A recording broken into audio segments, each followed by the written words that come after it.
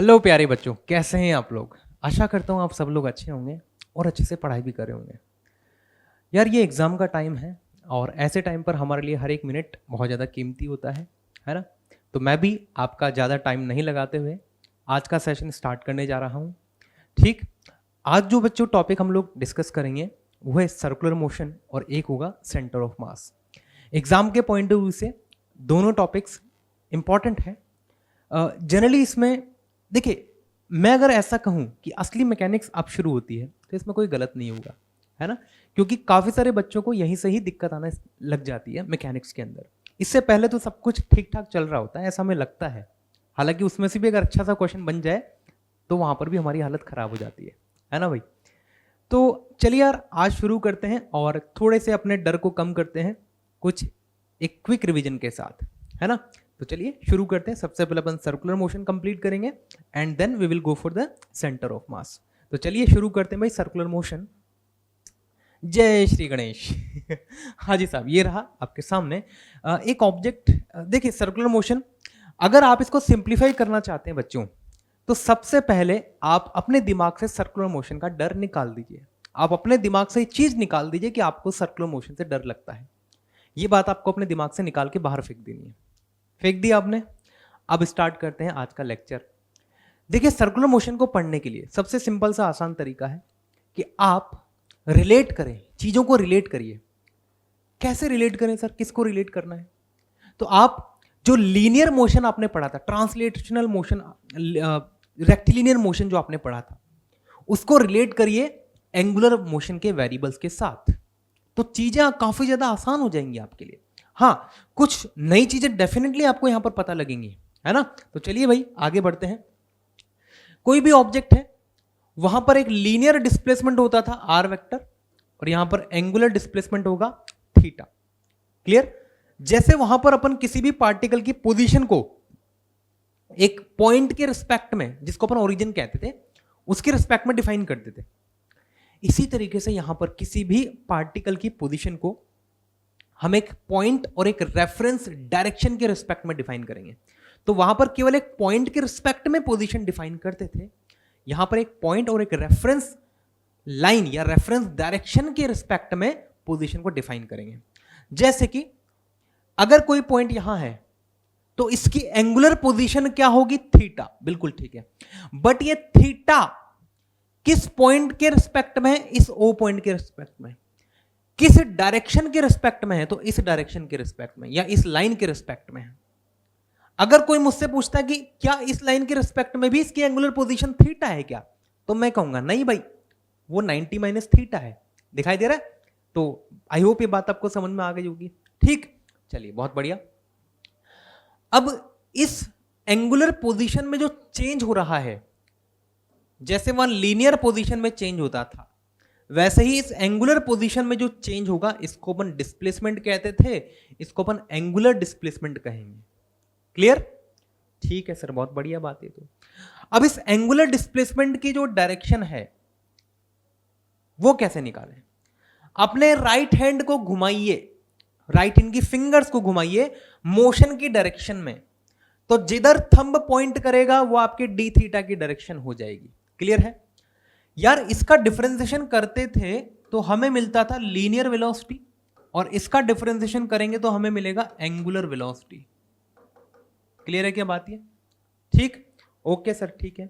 तो angular velocity क्या हो गया आपका? D theta by D T हो गया। अच्छा ठीक है, इसकी डायरेक्शन कैसे निकाले सर? अरे सेम तरीका है, सेम तरीका, राइट हैंड रूल जो आपने ऑलरेडी पढ़ा हुआ। ठीक है, बहुत बढ़िया। अब यार यहां पर D theta by D T जो है वो आपका क्या हो गया? ओमेगा, और ओमेगा यहां पर क्या है? एंगुलर वेलोसिटी है। क्या है ये? Angular velocity. ठीक, अच्छा सर, ठीक है। अब यार यहां पर ना दो दो एक्सेलरेशन होते हैं। कौन से एक्सेलरेशन? दो दो एक्सेलरेशन। अब वो दो दो एक्सेलरेशन क्यों आते हैं सर, उसको भी समझते हैं। देखिए, जब भी कोई पार्टिकल सर्कल में घूम रहा होता है, जब भी कोई पार्टिकल सर्कल में घूम रहा होता है, तो उसकी जो एक वेलोसिटी होती है जिसको अपन कहते हैं टेंजेंशियल वेलोसिटी। चलिए उसको पढ़ने से पहले मैं आपको एक रिलेशन बता देता हूं जो लीनियर क्वांटिटीज और एंगुलर क्वांटिटी को रिलेट करें।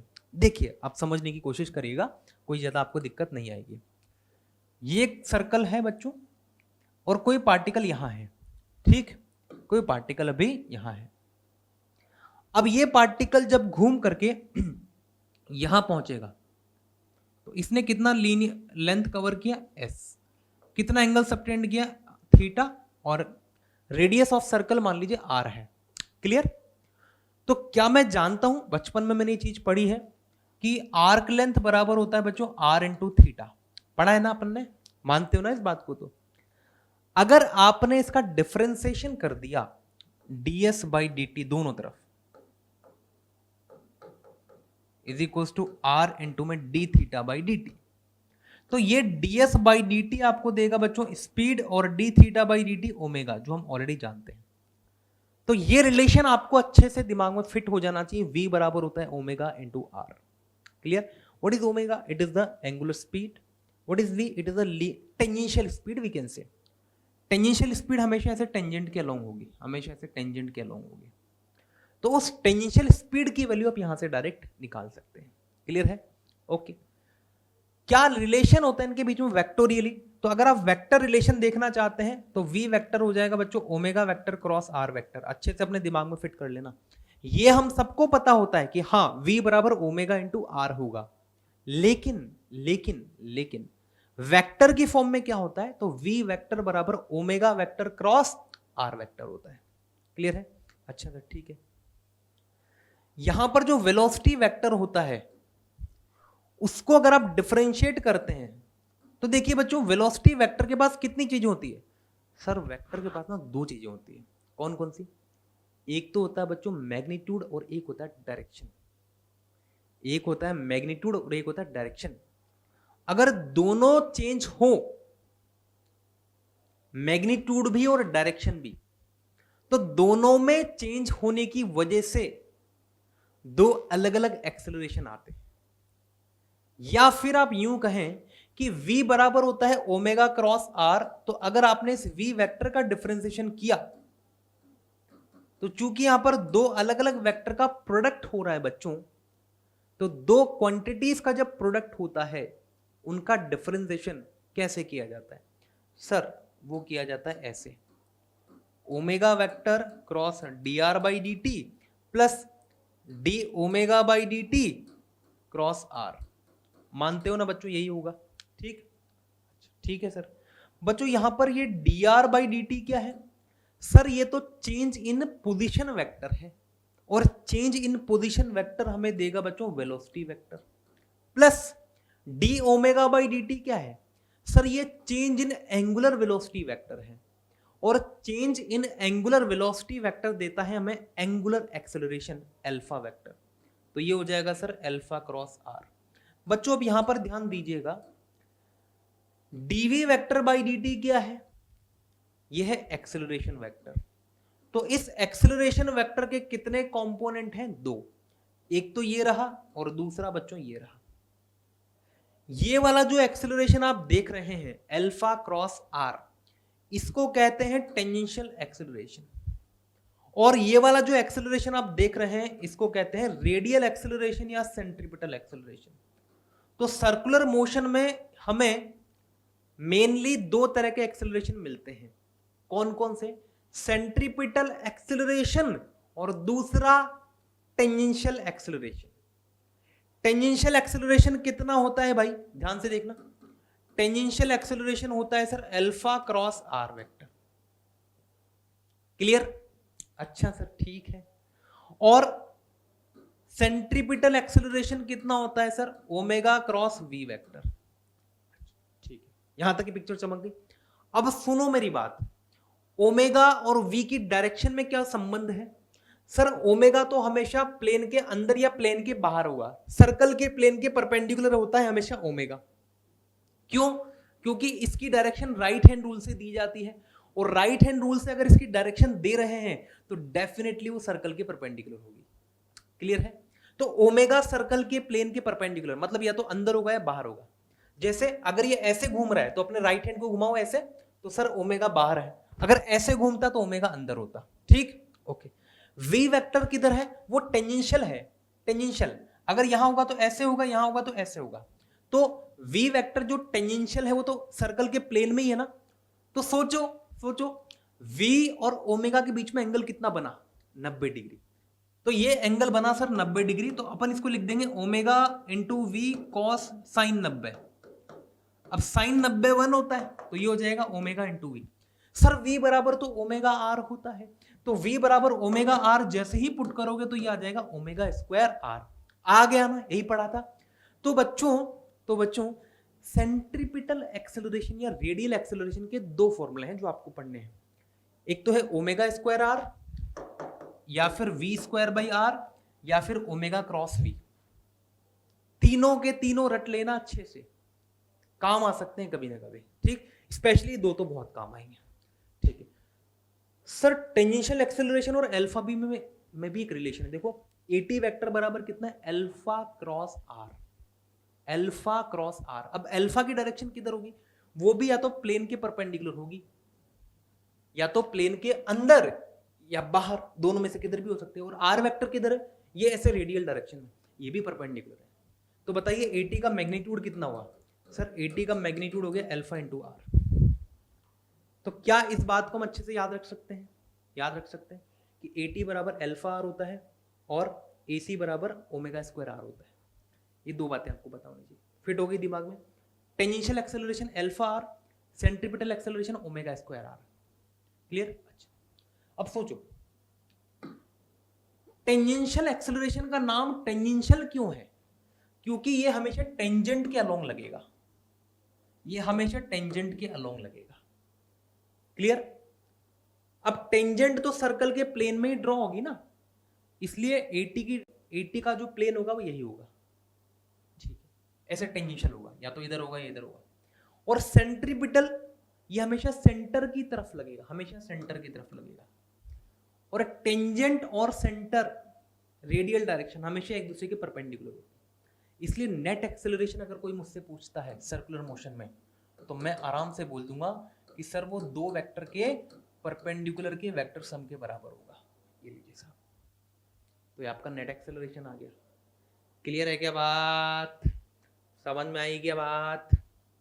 हाँ, यहाँ तक की तो थोड़ी थोड़ी बात हमें समझ में आ रही है। अब सोचना, तो हमने भैया ये भी निकाल लिया, हमने ये भी निकाल लिया, हमने ये भी पढ़ लिया, ठीक है। तो अभी तक आपने क्या क्या याद रखना है?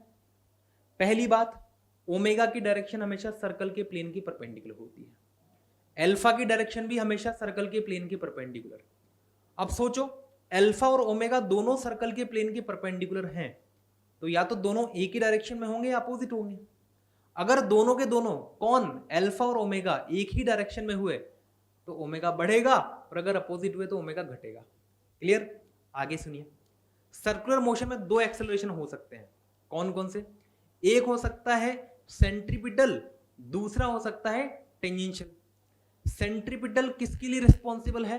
डायरेक्शन में चेंज के लिए रिस्पॉन्सिबल है। इसकी वैल्यू कितनी होती है? ओमेगा स्क्वायर आर होती है। क्या सर्कुलर मोशन में हमेशा डायरेक्शन चेंज होती है? हाँ, हमेशा होती है। इसका मतलब सेंट्रीपिटल तो होगा ही होगा। दूसरा होता है टेंजेंशियल एक्सेलरेशन, वो किस वजह से आता है? वो आता है v के मैग्नीट्यूड में चेंज की वजह से। अब मुझे एक बात बताओ, क्या जरूरी है सर्कुलर मोशन में घूमते हुए पार्टिकल का v मतलब ये हमेशा चेंज हो? कोई जरूरी नहीं है, कोई जरूरी नहीं है। हो सकता है पार्टिकल कांस्टेंट स्पीड से घूम रहा हो, तो उस केस में आपका at कितना हो जाएगा? 0 हो जाएगा। So always remember, it is not necessary कि at हमेशा प्रेजेंट हो ही से, बट AC हमेशा प्रेजेंट होगा, और नेट एक्सेलरेशन इतना हो जाएगा। क्लियर है बच्चों? 80, this is 80। Okay, I hope यहां तक की पिक्चर आपको क्लियर है, ठीक। चलिए अब थोड़ा और आगे की बात करते हैं। यूनिफॉर्म सर्कुलर मोशन क्या होता है सर? ये यूनिफॉर्म सर्कुलर मोशन देखिए बड़ी सिंपल सी बात है। अगर कोई सर्कुलर मोशन कांस्टेंट स्पीड से घूम रहा हो, the speed of particle remains constant. अब सोचो अगर स्पीड कांस्टेंट है तो v बराबर होता है ओमेगा आर। याद रखना, वेलोसिटी कांस्टेंट नहीं है, स्पीड कांस्टेंट है। तो अगर v कांस्टेंट है तो वो कब हो सकता है? जब ओमेगा भी कांस्टेंट हो। अच्छा, ओमेगा अगर कांस्टेंट हो तो वो तभी हो सकता है जब अल्फा 0 हो, और अगर अल्फा 0 है इसका मतलब at 0 है। याद रखें, यूनिफॉर्म सर्कुलर मोशन का मतलब at का 0 होना होता है। ओमेगा का नहीं। अब अगर 80 की वैल्यू आपके पास जीरो है, अगर 80 की वैल्यू आपके पास जीरो है तो केवल और केवल अल्फा जीरो होगा, लेकिन क्या नेट एक्सेलरेशन जीरो होगा? तो जवाब है नहीं। नेट एक्सेलरेशन कितना होगा आपके पास? AC के बराबर। ये सब कुछ कब? यूनिफॉर्म सर्कुलर मोशन के केस में। अब चूंकि आपका AC अभी भी प्रेजेंट है तो AC बराबर कितना होता है? ये तो ओमेगा स्क्वायर आर या V स्क्वायर बाई आर होता है। अब जरा मुझे बताना, AC हमेशा किधर लगेगा? टुवर्ड्स द सेंटर लगेगा, और सेंटर और V हमेशा एक दूसरे के परपेंडिकुलर होंगे। क्या AC की डायरेक्शन में ही आपका A नेट भी है? इसी वजह से A नेट और V हमेशा परपेंडिकुलर होंगे in case of uniform circular motion. Clear है? अब चलिए आगे देखते हैं नॉन यूनिफॉर्म सर्कुलर मोशन को। देखिए तो भैया नॉन यूनिफॉर्म सर्कुलर मोशन को ध्यान से देखिएगा। जब भी स्पीड, अगर स्पीड कह दो या फिर भाई ऑब्वियस सी बात है ना, अगर स्पीड चेंज हो रहा होगा, v चेंज हो रहा होगा, तो ओमेगा भी चेंज होगा। तो जब भी एक पार्टिकल सर्कल में घूमे और अगर उसका स्पीड भी चेंज हो तो ऐसे सर्कुलर मोशन को कहा जाता है non uniform circular motion. Non uniform circular motion के केस में AT भी प्रेजेंट होगा और AC भी प्रेजेंट होगा, इसलिए नेट एक्सेलरेशन दोनों के वेक्टर सम के बराबर होता है। अब मुझे एक बात बताओ, AC हमेशा सेंटर की तरफ लगेगा, AT हमेशा टेंजेंशियल लगेगा, तो A किधर आएगा? ऐसे अंदर की तरफ। इसीलिए हमेशा याद रखना कि जब भी नॉन यूनिफॉर्म सर्कुलर मोशन होगा तो नेट एक्सेलरेशन हमेशा ऐसे अंदर की तरफ ही कहीं ना कहीं आएगा, ऐसे कभी भी बाहर नहीं जाएगा। पहली बात। दूसरी बात, हमेशा वेलोसिटी ऐसे होगी, या तो ऐसे होगी या ऐसे होगी। मानते हो ना इस बात को? तो अब अगर वेलोसिटी ऐसे है, टेंजेंशियल होती है हमेशा, और रिजल्टेंट एक्सेलरेशन इधर है, तब भी इनके बीच में एंगल 90 डिग्री नहीं होगा। और अगर AT इधर है और वेलोसिटी इधर है, तब भी रिजल्टेंट एक्सेलरेशन इधर आएगा, तब भी A और V के बीच में एंगल 90 डिग्री नहीं होगा।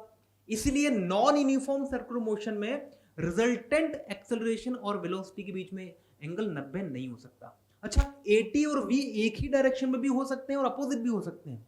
अगर एक ही डायरेक्शन में हुए, इट सिंपली मींस दैट कि आपका V बढ़ रहा है, और अगर अपोजिट हुए इसका मतलब V घट रहा है। क्लियर बच्चों? चलिए आगे बढ़ते हैं, नेक्स्ट क्वेश्चन देखते हैं। एक पार्टिकल है जो कि सर्कल में घूम रहा है और उसकी रेडियस है 2 सेंटीमीटर और V बराबर है 40 इन मीटर पर सेकेंड, सेंटीमीटर पर सेकेंड। आपको बताना है टेंजेंशियल एक्सेलरेशन क्या होगा। बच्चों याद करिए, टेंजेंशियल एक्सेलरेशन था क्या? सर ये था dv बाई dt। ये तो होता है, मतलब वो एक्सेलरेशन का कंपोनेंट, ध्यान से सुनना मेरी बात को, वो एक्सेलरेशन का कंपोनेंट जो किस वजह से आ रहा है? Due to the change in speed. Velocity के दो कंपोनेंट होते हैं, मैग्नीट्यूड और डायरेक्शन। मैग्नीट्यूड में चेंज की वजह से जो एक्सेलरेशन आ रहा है उसको अपन कहते हैं AT, और डायरेक्शन में चेंज की वजह से जो एक्सेलरेशन आ रहा है उसको कहेंगे AC। तो AT बराबर कितना? dv by dt। इसको डिफरेंशिएट कर दो तो आ जाएगा 4। ये तो आ गया AT बराबर 4। ठीक, आंसर भी आ रहा है। अब बात करते हैं टोटल। टोटल मतलब क्या? सर टोटल मतलब हो गया AC और AT का दोनों का इस वेक्टर से, यही हुआ। अच्छा AC कितना होगा? सर ये होगा V square by R, V square by R plus AT का स्क्वायर मतलब 16 का रूट।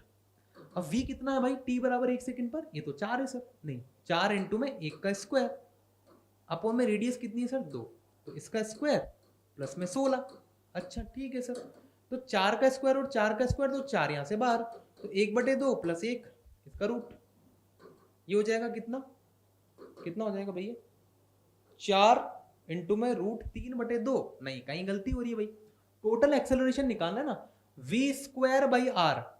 अब ये हो जाएगा 16 का square upon R plus 16 AT का स्क्वायर। ठीक है, ये भी बिल्कुल बात सत्य है। तो 16 अपॉन में 2, यहां से अगर अपन बाहर निकाल लें तो इधर भी 4 का स्क्वायर है और इधर भी 4 का स्क्वायर, तो 4 का स्क्वायर यहां से कॉमन आ गया। तो देखो भाई कहां गलती कर रहे हैं हम लोग, देखते हैं।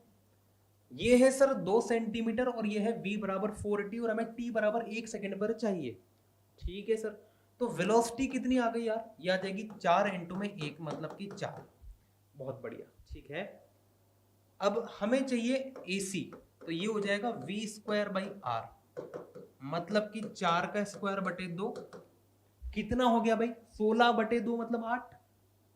ठीक है, अब बात करते हैं AT का स्क्वायर। अब AT बराबर कितना है, ये होता है सर dv/dt मतलब कि 4। अब dv/dt मतलब 4 है तो AT का स्क्वायर कितना हो गया, 16 हो गया। तो यहां पर ही हो जाएगा 16। तो आई थिंक अपन सब कुछ तो सही कर रहे हैं ना भाई। तो ये हो जाएगा 64 प्लस 16 कितना हो गया भैया सर, ये हो जाएगा। अच्छा अपन ने कहीं ना कहीं तो गलती करी पक्का यार ना, तभी तो ये गलत आ रहा था अपना। देखो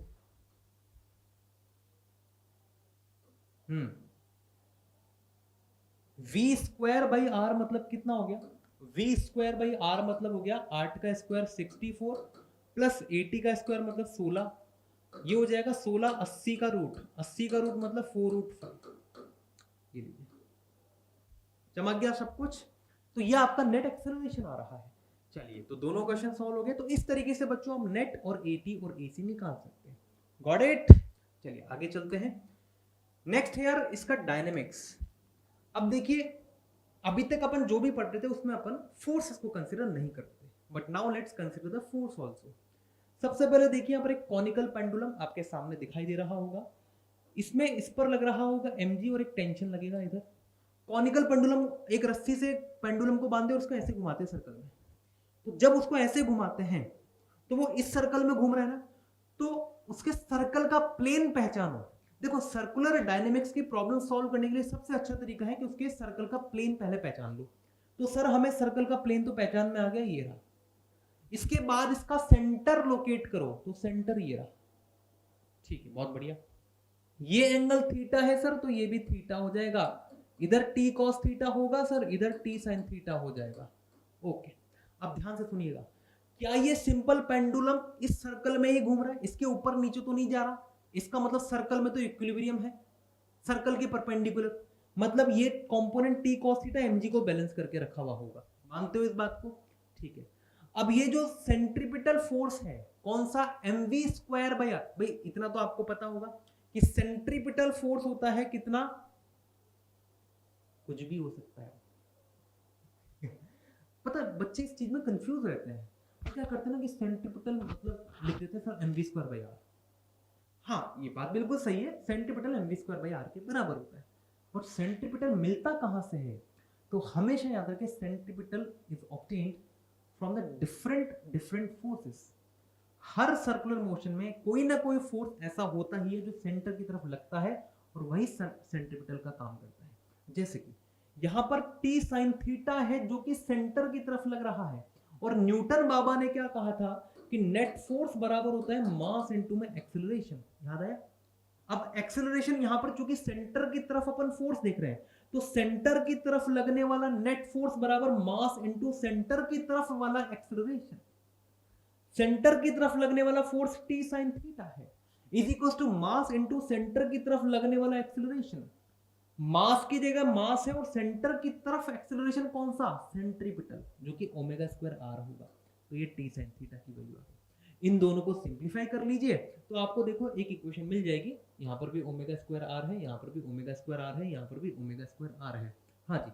अब इन दोनों को थोड़ा सिंप्लीफाई कर लीजिए तो यहाँ से t बराबर आ जाएगा आपके पास mg/cos थीटा। इस इक्वेशन से आप ये चीज निकाल सकते हैं। ठीक है, t sin थीटा हम लोग ऑलरेडी लिख चुके हैं। इसमें एक और चीज होती है कभी कभी जो आपसे पूछ ली जाती है, वो है टाइम पीरियड कैसे निकाला जाए। देखो इन दोनों इक्वेशन को डिवाइड करोगे तो you will get tan theta is equal to how much, ये मिल रहा होगा ω²r/g। अच्छा r को आप क्या लिख सकते हो जरा ध्यान से देखिएगा, ये l है तो इसका cos sin थीटा वाला कंपोनेंट है ना, तो I can write l sin theta by g। और tan थीटा मतलब क्या हो गया बच्चों, sin theta by cos theta. यही हुआ, sin थीटा से sin थीटा खत्म, तो ओमेगा की वैल्यू आ जाएगी यहाँ पर g बटे में l cos थीटा का रूट, है ना। अब l cos थीटा क्या बन गया, ये बन गया h, तो ये हो गया g बटे h।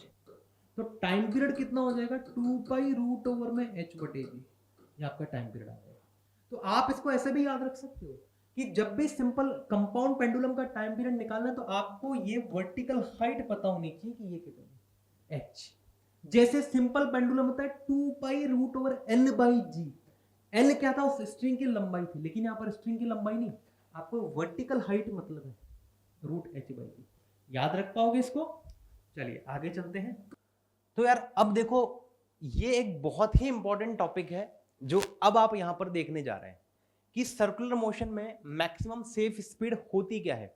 देखो ये कोई रोड है ना भाई, और कोई सर्कुलर रोड है बेसिकली, और हम सब लोग जानते हैं कि जब भी कोई पर्सन या कोई व्हीकल, जैसे कि एक कार है, और ये कार अगर इस सर्कुलर टर्न को क्रॉस कर रही होगी ऐसे, हाँ एक बात मैं आपको बता दूं, ये तब तक ही एप्लीकेबल होता है, सबसे पहली बात ये तभी एप्लीकेबल होता है भैया जब स्पीड कांस्टेंट हो, मतलब यूनिफॉर्म सर्कुलर मोशन वाला केस है जो आप यहां पर देख रहे हैं, इसको नॉन यूनिफॉर्म सर्कुलर मोशन के केस में मत लगा देना, ठीक। तो अगर मान लीजिए इसकी स्पीड कांस्टेंट है और कांस्टेंट स्पीड से ये सर्कल को टर्न करे, तो उस केस में मैक्सिमम सेफ स्पीड क्या होती है, ये 2 या 3 अलग अलग केसेस में कैलकुलेट किया जाता है। सबसे पहला केस जब कोई बैंकिंग नहीं है, कोई बैंकिंग नहीं है, याद रखना, अगर कोई भी बैंकिंग नहीं है उस केस में अगर मैं इसके अंदर बैठूं तो मैं चूंकि सर्कुलर मोशन करते हुए एक फ्रेम ऑफ रेफरेंस में प्रेजेंट हूं, तो वो एक नॉन इनर्शियल फ्रेम है, और नॉन इनर्शियल फ्रेम होने की वजह से मेरे रिस्पेक्ट में इस कार्ड पर एक सूडो फोर्स लगेगा बाहर की तरफ, तो इस सूडो फोर्स की वैल्यू आ जाएगी इतनी।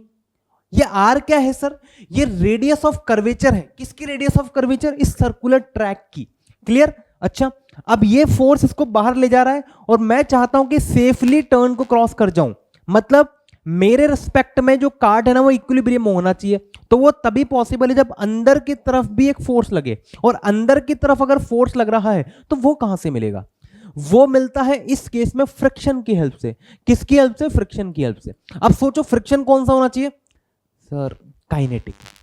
ना ना ना ना ना, आप जब गाड़ी चला रहे होते हैं बच्चों, उस समय कौन सा फ्रिक्शन लग रहा होता है? Static friction. सर ऐसा कैसे? काइनेटिक कब लगता है? कभी चलती हुई गाड़ी पर अचानक ब्रेक मारना, टायर घिसता है ना सड़क पर, उस समय आपको आवाज भी सुनाई देती होगी। तो वो जो कंडीशन है जब टायर सड़क पर घिस रहा है, वो काइनेटिक फ्रिक्शन का केस है, और वो तब होता है जब स्लाइडिंग हो रही होती है रोड और टायर के बीच में। उसके अलावा जब स्मूथली आपकी बाइक चल रही है तो वो स्टैटिक फ्रिक्शन लग रहा होता है। क्लियर है? तो यहां पर भी स्टैटिक फ्रिक्शन लगना है। क्लियर? Okay sir. अगर काइनेटिक लगेगा तो क्या होगा? काइनेटिक का मतलब हो गया कि ये स्किड कर रही है गाड़ी, या तो अंदर या बाहर, स्किड कर रही है गाड़ी, याद रखना है काइनेटिक का मतलब। ठीक है? अच्छा, और हम चाहते हैं विदाउट स्किडिंग हम टर्न को क्रॉस कर जाएं, तो वो तभी पॉसिबल है जब यहां पर फ्रिक्शन स्टैटिक लगे और ये इसको बैलेंस करे। मान लो मैंने स्पीड बढ़ाई मतलब ओमेगा बढ़ाया, तो ये वाला फोर्स बढ़ेगा, और ये वाला फोर्स बढ़ेगा तो फ्रिक्शन को भी बढ़ना पड़ेगा। लेकिन हम सब लोग जानते हैं फ्रिक्शन एक लिमिट से ज्यादा नहीं हो सकता। हाँ क्या ना?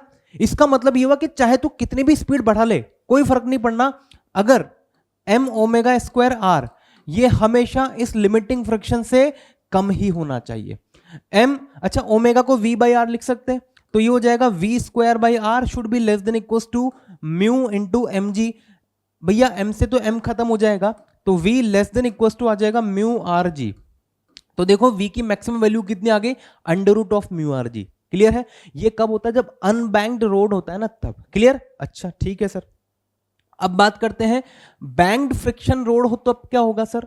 अगर बैंकिंग भी हो और फ्रिक्शन भी हो, बैंकिंग मतलब रोड के आउटर हिस्से को थोड़ा सा ऊपर उठा देना, उसे ही कहते हैं बैंकिंग। सवाल ये उठता है बैंकिंग करते क्यों है?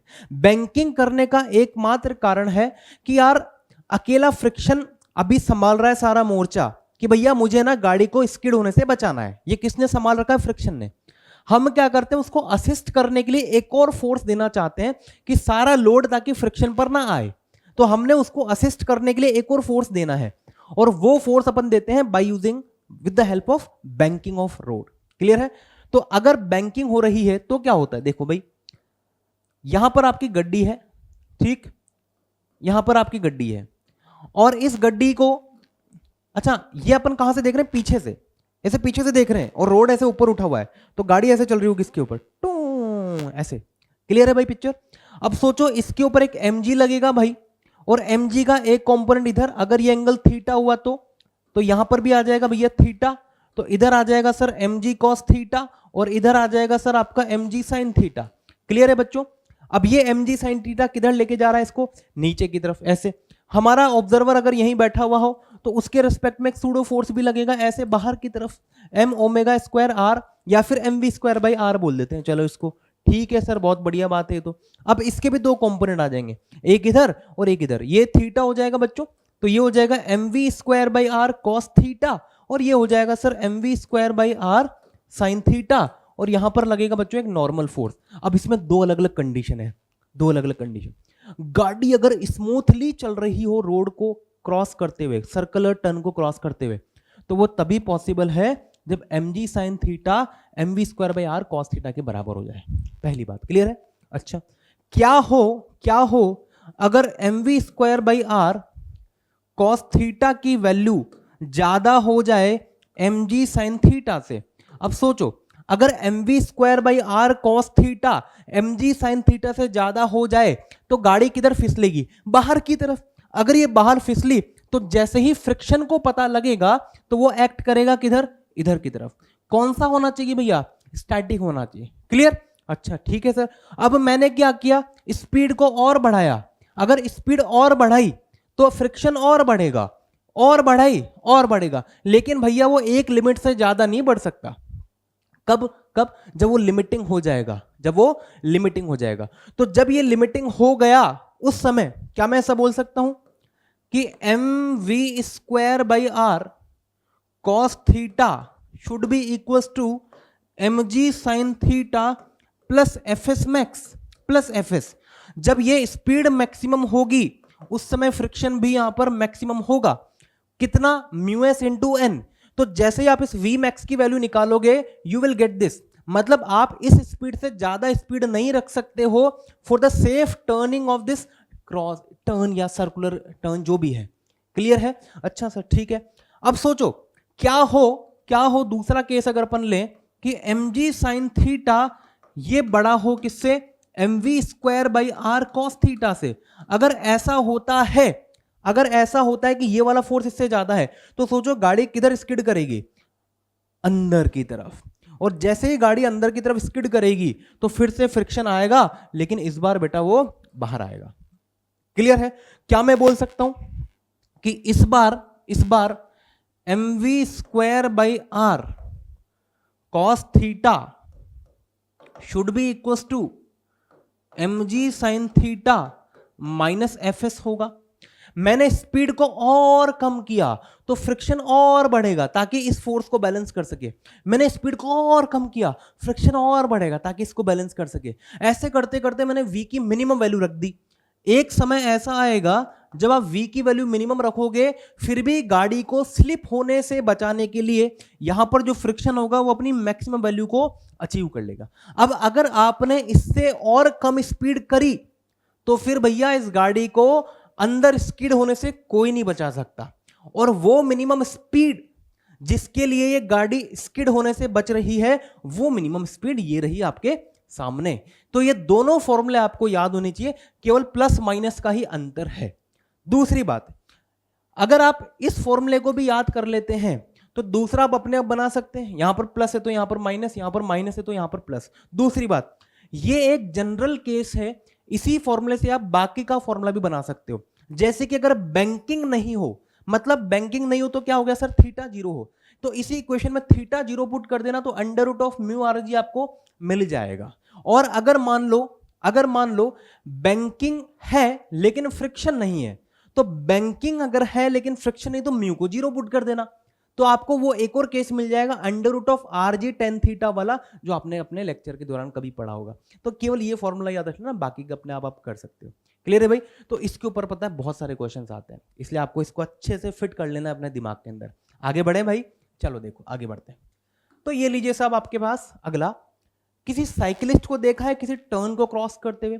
डेफिनेटली बच्चों आपने भी साइकिल चलाई होगी, और जब आप किसी टर्न पर साइकिल को चला रहे होते हैं तो आप थोड़ा अपने आप को अंदर झुका लेते हैं। क्या आपने कभी ऐसा किया है कि बहुत ज्यादा अंदर झुक गए? ऐसा नहीं कर सकते हैं। मैंने भी कोशिश की थी कि मैं नॉर्मल स्पीड पर साइकिल चला रहा था और मैं ऐसे अंदर झुक गया। बचपन में मुझे शौक था बड़ा वो रेसिंग देखने का, तो आपने देखा होगा जब वो साइकिलिस्ट की रेसिंग होती है तो वो बिल्कुल अपने आप को अंदर झुका लेते हैं, देखा होगा आपने, है ना। मैंने क्या किया, अब वो उस टीवी में जब चलते हैं तो वो तो बहुत तेजी से चलते हैं, मेरी स्पीड चल रही थी धीरे, मैं फिर भी झुक गया। उसके बाद क्या हुआ होगा ये आप समझ सकते हो। तो कितने एंगल पर उसको झुकना चाहिए ताकि वो सेफली अपना टर्न क्रॉस कर ले, तो वो ये एंगल ये रहा, tan थीटा बराबर v²/rg। यहां से थीटा की वैल्यू आप निकाल सकते हैं, वो एंगल जिस पर कि अगर वो झुके तो सेफली क्रॉस कर जाएगा। क्लियर है बच्चों? तो ये आपको एक और एक्सप्रेशन है जो कि याद होना चाहिए। क्लियर? आगे बढ़ते हैं। Normal reaction of a road on a concave bridge, इसके ऊपर भी कभी कभी क्वेश्चन पूछ लेते हैं। आपने शायद कभी ये देखा हो कि कोई ब्रेकर होता है और उस पर आप गाड़ी चला रहे होते हैं, तो एक समय के बाद जब आप बहुत तेजी से गाड़ी चलाओगे तो गाड़ी उचक जाती है उस ब्रेकर से, देखा आपने कभी? उसका कारण आपको अभी पता लगेगा। देखना, ये कोई ब्रेकर है और इस ब्रेकर पर आप अपनी गड्डी लेके जा रहे हो भैया, ठीक। जब आप मान लो यहां पहुंचे, जब आपकी गड्डी यहां पहुंची, उस समय किसी सर्कल को क्रॉस कर रहा होगा, यहां पर एक mg लगेगा भैया ऐसे नीचे, एक नॉर्मल लगेगा भैया ऐसे ऊपर। ये जिस सर्कल को क्रॉस कर रहा है उसका सेंटर यहां है, तो सेंट्रीपिटल फोर्स कितना हो गया भैया? सेंट्रीपिटल हो गया सर mg माइनस नॉर्मल बराबर mv²/r। तो यहां से नॉर्मल कितना आ जाएगा बच्चों? mg minus mv²/r। क्या ये नॉर्मल कभी जीरो हो सकता है? हाँ। कब? जब mg और mv²/r बराबर हो जाए। जब भी ऐसा होगा तो नॉर्मल जीरो हो जाएगा, और जैसे ही नॉर्मल जीरो हुआ इसका मतलब गाड़ी और सड़क का कांटेक्ट छूट गया। इसका मतलब एक पर्टिकुलर स्पीड से ज्यादा आप अपनी स्पीड नहीं रख सकते, और वो स्पीड कितनी है? जब mg और mv²/r बराबर हो जाए तो आ जाएगी √rg। क्लियर? तो यहां से आप वो मैक्सिमम स्पीड निकाल सकते हैं जिससे कि आप इसको क्रॉस करेंगे without leaving the ground. Clear है? चलिए, तो ये तो हो गया कॉन्वेक्स ब्रिज वाला केस, ये हो गया कॉनकेव वाला केस। देखो, इसमें जब आपकी गड्डी यहां पहुंचेगी बच्चों, तो उस केस में mg ऐसे लगेगा नीचे, नॉर्मल ऐसे लगेगा ऊपर, जिस सर्कल को क्रॉस कर रही होगी उसका सेंटर यहां है। तो क्या मैं ऐसे लिख सकता हूं कि n माइनस में mg बराबर mv²/r? हाँ क्या ना? तो यहां से n बराबर कितना आ जाएगा भाई? mg plus mv²/r। अब बच्चों अगर आप ध्यान से देखोगे ना, तो यहां पर नॉर्मल इन दो क्वांटिटीज के एडिशन की वजह से मिल रहा है, और दो क्वांटिटीज का एडिशन जीरो नहीं होता, दोनों के दोनों अगर पॉजिटिव हो तो it will never B zero. और अगर ये जीरो नहीं है, इट सिंपली मीन्स दैट कि इस केस में आप अपनी गाड़ी को कितनी भी स्पीड से भगा लो, ये कभी भी सड़क के कांटेक्ट को छोड़ेगी नहीं, मतलब हमेशा ग्राउंड की चिपक के ही चलेगी। तो ऐसा वाला जब भी आपको सड़क दिखाई दे तो आप उसमें अपनी स्पीड कम भी रख सकते हो, ज्यादा भी रख सकते हो। खतरा कब है? जब ऐसा वाला सड़क हो। क्लियर? समझ में आ गया? आगे चलते हैं। Circular motion in vertical plane. देखो बच्चों, मैं जब थ्योरी पढ़ाता हूं क्लास लेक्चर के दौरान, तो मैं हमेशा पहले वर्क पावर एनर्जी पढ़ाता हूं और फिर आपको सर्कुलर मोशन पढ़ाता हूं। उसका सिंपल सा कारण यह है कि पूरे के पूरे चैप्टर का एक साथ समरी आपको यहां मिल जाता है। अदरवाइज क्या होता है कि थोड़ा बहुत सर्कुलर मोशन अपन काइनेमेटिक्स में पढ़ते हैं, फिर उसके बाद एनएलएम के बाद पढ़ते हैं, फ्रिक्शन के बाद, उसके बाद फिर वर्टिकल सर्कुलर वाला पार्ट जो है ना, वो देखा जाता है बहुत सारी जगह पर कि वो वर्क पावर एनर्जी के साथ पढ़ रहे हैं। तो तीन अलग अलग हिस्सों में इसको तोड़ के पढ़ा जाता है। तो मेरी कोशिश ये रहती है कि सारा का सारा कॉन्सेप्ट एक ही साथ एक ही जगह पर अपन दे दें, और उसी कोशिश में मैंने पहले आपको वर्क पावर एनर्जी बताया और अब सर्कुलर मोशन अपन डिस्कस कर रहे हैं। चूंकि वर्क पावर एनर्जी अपन ऑलरेडी डिस्कस कर चुके हैं, so now we can understand the concept of circular motion in vertical plane। देखो बच्चों, जब भी आप किसी वर्टिकल प्लेन वाले सर्कुलर मोशन को डिस्कस कर रहे हैं, उसमें दो इक्वेशन का आप स्पेशली ख्याल रखिए। पहली इक्वेशन होगी यहाँ पर एनर्जी कंजर्वेशन, दूसरी इक्वेशन होगी सर्कुलर मोशन का न्यूटन का सेकंड लॉ। कैसे? Let me tell you. यहां पर स्पीड u है, ठीक। अब मान लीजिए कि थोड़ी देर के बाद में आपका पेंडुलम यहां पहुंच जाता है, और जब ये यहां पहुंचेगा, इस समय ये एंगल मान लीजिए बच्चों थीटा है, इसकी स्पीड यहां पर v है, और इस पर एक mg लग रहा होगा ऐसे नीचे की तरफ। क्लियर? ये एंगल भी थीटा के बराबर ही होगा भाई। अब यहां से इसके दो कंपोनेंट हो जाएंगे, एक तो हो जाएगा भैया mg cos थीटा, और दूसरा कंपोनेंट हो जाएगा भैया mg sin थीटा, ठीक। इसके अलावा बच्चों इस पर एक टेंशन भी लगेगा। सारी पिक्चर यहां तक की सेट है। अब देखो, ये दो इक्वेशन आपको लिखना आना चाहिए, ये बहुत ज्यादा इंपॉर्टेंट इक्वेशन है for this vertical circular motion. बाकी तो इसके केस है जो आपको याद रखने हैं, तो बहुत अच्छी बात है। देखिए आगे, अब चूंकि ये सर्कुलर मोशन कर रहा है तो इसके सर्कल का सेंटर यहां है, और हम अच्छे से जानते हैं कि जब सर्कल का सेंटर हमें पता हो तो उसकी तरफ लगने वाला फोर्स होता है कौन सा फोर्स? Centripetal force. तो बताइए सेंटर की तरफ नेट फोर्स कितना? T माइनस में mg cos थीटा। ये लग रहा है बच्चों, T अंदर है, mg cos थीटा बाहर है, तो एक्सेलरेशन की डायरेक्शन वाले फोर्स को हमेशा पॉजिटिव लिखना है। तो एक्सेलरेशन किधर है? सेंटर की तरफ है, इसलिए हो गया T minus mg cos theta बराबर mv स्क्वायर बाई आर। एक इक्वेशन बच्चों यहां से मिल गई। दूसरी इक्वेशन आपको मिलेगी कहां से? एनर्जी कंजर्वेशन से। देखिए अगर मैं अपनी पोटेंशियल एनर्जी का रेफरेंस यहां मान लेता हूं कि यहां पर ग्रेविटेशनल पोटेंशियल एनर्जी 0 है, तो फिर उस केस में आप मुझे बता सकते हो क्या कि ये हाइट कितनी होगी और यहां पर एनर्जी कितनी होगी? क्योंकि यहां पर एकमात्र फोर्स है टेंशन, जो कि नॉन कंजर्वेटिव है, और लेकिन उसका वर्क डन 0 है। Why? Because tension is always perpendicular to velocity. Tension is always acting radially and velocity is always tangential. तो radial and tangential are perpendicular and that's why the work done by the tension is always 0। क्योंकि work done by tension 0 है तो उसका tension ही खत्म। तो अब काम आता है केवल ग्रेविटेशनल फोर्स, जो कि कंजर्वेटिव फोर्स है। That is why we can apply energy conservation. तो चलिए एनर्जी कंजर्वेशन लगाई जाए। इनिशियल एनर्जी कितनी? Half M U square, potential 0 is equal to final energy, मतलब इस पॉइंट पर एनर्जी कितनी? काइनेटिक है हाफ एम वी स्क्वायर, और पोटेंशियल कितने? M G H. अब बच्चों ये एच कितना हो गया? तो देखो ये यहां से लेकर के यहां तक हो गया आर कॉस थीटा, और ये पूरा का पूरा आर है, तो एच हो जाएगा अपने पास आर इंटू में 1 माइनस में कॉस थीटा। सो यहां से बच्चों आप क्या कर सकते हैं? एम वी स्क्वायर की वैल्यू निकाल सकते हैं। ये आ जाएगा एम यू स्क्वायर माइनस में 2 एम जी आर इंटू में 1 माइनस कॉस थीटा। ये दो इक्वेशन है, इन दोनों इक्वेशन को चलो सॉल्व कर लेते हैं। तो from 1 and 2 what I can say? T minus में M G cos theta is equals to, अब यार M V square by R आपको चाहिए ना, तो इस एक्सप्रेशन को आर से डिवाइड कर दो। ये हो जाएगा M U square by R minus में 2 एम जी इंटू में 1 माइनस में कॉस थीटा। देखो यार यहां से आपको टी की वैल्यू मिल जाएगी। कितनी मिल रही भैया टी की वैल्यू? M U square by R टू चुक minus 2 M G and plus 3 M G cos theta. ये वो इंपॉर्टेंट इक्वेशन है जो कि आप अगर याद रखें तो बहुत अच्छी बात है। एम यू स्क्वायर, यू कहां की वेलोसिटी भैया? यहां की वेलोसिटी, इस जगह की, ठीक। थीटा कहां का है? कोई भी एक पोजीशन आप ले सकते हैं, कोई भी एक पोजीशन आप ले सकते हैं, डजंट मैटर, ठीक। अब जैसे अगर मुझे यहां पर देखना है तो यहां पर बच्चों थीटा कितना? 0 पुट कर दो, थीटा 0, तो M U square by R minus 2 M G, cos 0 की वैल्यू 1 तो प्लस 3 एम जी। तो टेंशन कितना आ जाएगा ए पॉइंट पर? तो सर ए पॉइंट पर टेंशन आ जाएगा M U square by R plus में एम जी, ठीक है सर।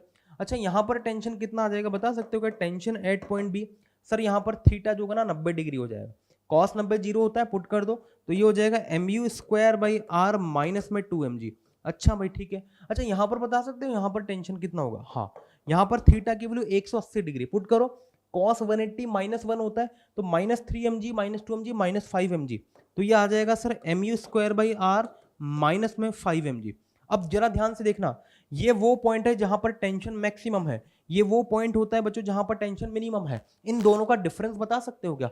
हाँ बिल्कुल बता सकते हैं सर। तो tension at A and tension at C, ये दोनों का डिफरेंस आ जाएगा 6 mg, जो आपको याद भी रखना है। क्लियर है बात? चलिए, तो ये कुछ बातें हैं जो आपको अच्छे से आनी चाहिए, और ये दो इक्वेशन काफी ज्यादा इंपॉर्टेंट है, दीज टू इक्वेशंस, ठीक। चलिए आगे चलते हैं भाई। अब देखो यार, condition to complete the vertical circle. अब आप चाहते हैं कि आपका वर्टिकल सर्कल कंप्लीट हो जाए, तो आपको यहां पर मिनिमम स्पीड कितनी रखनी पड़ेगी? वो मिनिमम स्पीड होती है बच्चों under root of 5 R G, उससे ज्यादा या एटलीस्ट उसके बराबर। अगर आपने u की value under root of 5 R G रखी, तो c पॉइंट पर टेंशन कितना हो जाएगा? 0। करके दिखाऊं? देखो u की value under root of 5 R G put करना, तो यार अंडर रूट यहां पर स्क्वायर है, तो 5 आर जी, आर से आर खत्म, तो बचेगा 5 mg माइनस 5 mg। तो टेंशन कितना मिला भाई? 0 मिला। तो याद रखना कि अगर आपने यहां पर केवल और केवल इतनी ही स्पीड दी है कि सर्कुलर मोशन पूरा कंप्लीट हो जाए, तो सी पॉइंट पर टेंशन जीरो हो जाता है। क्या आपको ये रटने की जरूरत है? रट लोगे तो अच्छा है, एग्जाम में टाइम बचेगा, अदरवाइज कोई जरूरत नहीं है। ये इक्वेशन आपको डिराइव करना आना चाहिए। ये दो याद रख सकते हो ना, mu² प्लस mg और mv² -5mg। क्लियर है भाई? अच्छा सर ठीक है। Tension at A is equal to 6 mg। अरे यार उस इक्वेशन में U की वैल्यू 5 rg पुट कर देना, तो 6 mg टेंशन आ जाएगा पॉइंट A पर। ठीक है sir. Velocity at B is √3 rg। अरे यार कैसे निकालोगे velocity at B? B point पर थीटा कितना? मान लो मुझे अगर U पता हो, किसी पॉइंट पर V निकालना हो, थीटा पता लग जाए उस पॉइंट का, तो क्या मैं उस पॉइंट की वेलोसिटी निकाल सकता हूं? बिल्कुल। बी पॉइंट के लिए थीटा कितना? 90 डिग्री। पुट कर दो 90 डिग्री। या फिर आप एक काम करना ना, जब भी आपसे किसी पॉइंट की वेलोसिटी पूछी जाए, आप सीधा एनर्जी कंजर्वेशन लगा देना कि इस पॉइंट और उस पॉइंट के बीच में एनर्जी कंजर्वेशन लगा दूंगा मैं, तो मेरे पास उसकी वेलोसिटी निकल के आ जाएगी। क्लियर है? ऐसे कर लेना तो आपका काम थोड़ा आसान हो जाएगा। सी पॉइंट पर भी वेलोसिटी आप निकाल सकते हो। ये याद रख लेना, ये आपके हो सकता है डायरेक्ट कभी काम आ जाए कि जब आपने यहां पर √5 rg ही दिया है, उस समय यहां पर वेलोसिटी जीरो नहीं होती है। कितनी होती है? √/gr होती है। ये सब कुछ कब? जब यहां पर आपने √5 rg दी हुई है तब। चमका? समझ में आ गई बात? ये तभी होता है। यहां पर टेंशन कितना होता है? उस समय जीरो होता है। यहां पर वेलोसिटी कितनी होती है? √3 rg होती है। ये सब कुछ आप याद रखो। 5 3 1 5 3 1। यहां पर इसको 1 लिख देना अपन। तो ये देखो यहां पर 5, यहां पर 3, यहां पर 1, ऐसे याद रख सकते 5 3 1। ठीक, चलो आगे देखते हैं। पेंडुलम मोशन या ऑसिलेटिंग मोशन के लिए क्या कंडीशन है? देखो भाई, जब भी आप वेलोसिटी, अच्छा इसमें कभी कभी पता है एक और चीज पूछी जाती है कि बताओ बी पर पहुंचने के लिए कम से कम कितनी वेलोसिटी आपको देनी पड़ेगी। ठीक, तो बी पर अगर आपको पहुंचना है तो आपको कम से कम √2 rg वेलोसिटी देनी पड़ेगी। कितनी? याद रखना, सर्कल पूरा कंप्लीट करने के लिए √5 rg। और अगर आप केवल यहां से यहां जाना चाहते हो बी पर, तो √2 rg दे दोगे तो आपका काम चल जाएगा। क्लियर? लेकिन अगर आपने √2 rg से भी छोटा दिया तो क्या होगा सर? देखो ये पॉइंट है आपका ए, ये पॉइंट है आपका बी, और ये कोई एंगल है थीटा। इस पर्टिकुलर पॉइंट पर अपन टेंशन निकालेंगे तो इतना आ रहा है। देखो किधर गया, किधर गया? ये रहा। T प्लस एम, T बराबर mv²/r plus mg cos theta. ये आ रहा ना, और यही तो अपन ने यहां पर लिखा हुआ है। देखो कि इस केस में जो टेंशन होगा ना वो इतना होगा। अब मुझे बताओ कि यहां से लेकर के यहां तक थीटा की वैल्यू 0 से 90 होगी, मानते हो इस बात को? तो अब 0 से 90 के बीच में कॉस हमेशा पॉजिटिव होता है, तो क्या ये भी पॉजिटिव और ये भी पॉजिटिव कभी जीरो हो सकते हैं? नहीं हो सकते। तो क्या टेंशन कभी यहां से यहां के बीच में जीरो हो सकता है? कभी नहीं हो सकता। इसलिए हमेशा याद रखना कि अगर आपने वेलोसिटी √2 rg या उससे छोटी दी है, तो आपका पार्टिकल जो होगा ना वो ए से बी के बीच में ही घूमेगा, लेकिन उसकी टेंशन कभी जीरो नहीं होगा। क्यों? क्योंकि भी जीरो हो ही नहीं सकता भाई। क्या जीरो होगा? वेलोसिटी जीरो हो जाएगी। Velocity can be zero. Clear? जैसे आपने यहां पर इसको वेलोसिटी दी √rg, तो वो यहां से यहां कहीं जाएगा, इसकी वेलोसिटी जीरो हो जाएगी लेकिन टेंशन जीरो नहीं होगा, और फिर वापस इधर चलना स्टार्ट कर देगा। तो ऐसे ऑसिलेटरी मोशन करेगा, पेंडुलम की तरफ ऑसिलेटरी मोशन करेगा। तो याद रखना, अगर आप चाहते हैं इसको ऑसिलेटरी मोशन करवाना, तो आपकी क्या जिम्मेदारी बनती है कि आप इस पेंडुलम को बी से ऊपर ना निकलने दो। बी से ऊपर नहीं निकलना है तो वेलोसिटी √2 rg से छोटी होनी चाहिए। अगर 2 rg दी तो वो बी पर पहुंच जाएगा, अगर 2 rg से छोटा दिया तो बी से पहले ही उसकी वेलोसिटी जीरो हो जाएगी। तो याद रखना, इस क्वाड्रेंट में कभी भी टेंशन जीरो नहीं होगा। क्या जीरो होगी? पहले वेलोसिटी जीरो हो जाएगी। क्लियर है? अच्छा आगे बढ़ते हैं। Condition for leaving the path, अगर आपने वेलोसिटी की वैल्यू √2 rg से √5 rg के बीच में रखी, तो देखो √2 rg अगर दी तो बी पर पहुंचेगा, लेकिन अगर √2 rg से ज्यादा दे दी तो बी को भी क्रॉस कर जाएगा। लेकिन अगर √5 rg नहीं दी, उससे कम दिए, तो वो कभी भी इस पॉइंट को क्रॉस नहीं करेगा। क्लियर है? तो आप याद रखें, कि अगर आपने वेलोसिटी इस रेंज के बीच में दी है तो it will never be able to complete the circle, but it will cross the point B and it will never cross the point C. Clear है? ओके सर, ठीक है। यहां पर इक्वेशन क्या बनेगी? टेंशन इधर है, mg का कंपोनेंट इधर आ रहा है, ये एंगल थीटा है, तो mg का एक कंपोनेंट इधर आ जाएगा mg cos थीटा, और एक कंपोनेंट इधर आ जाएगा mg sin थीटा।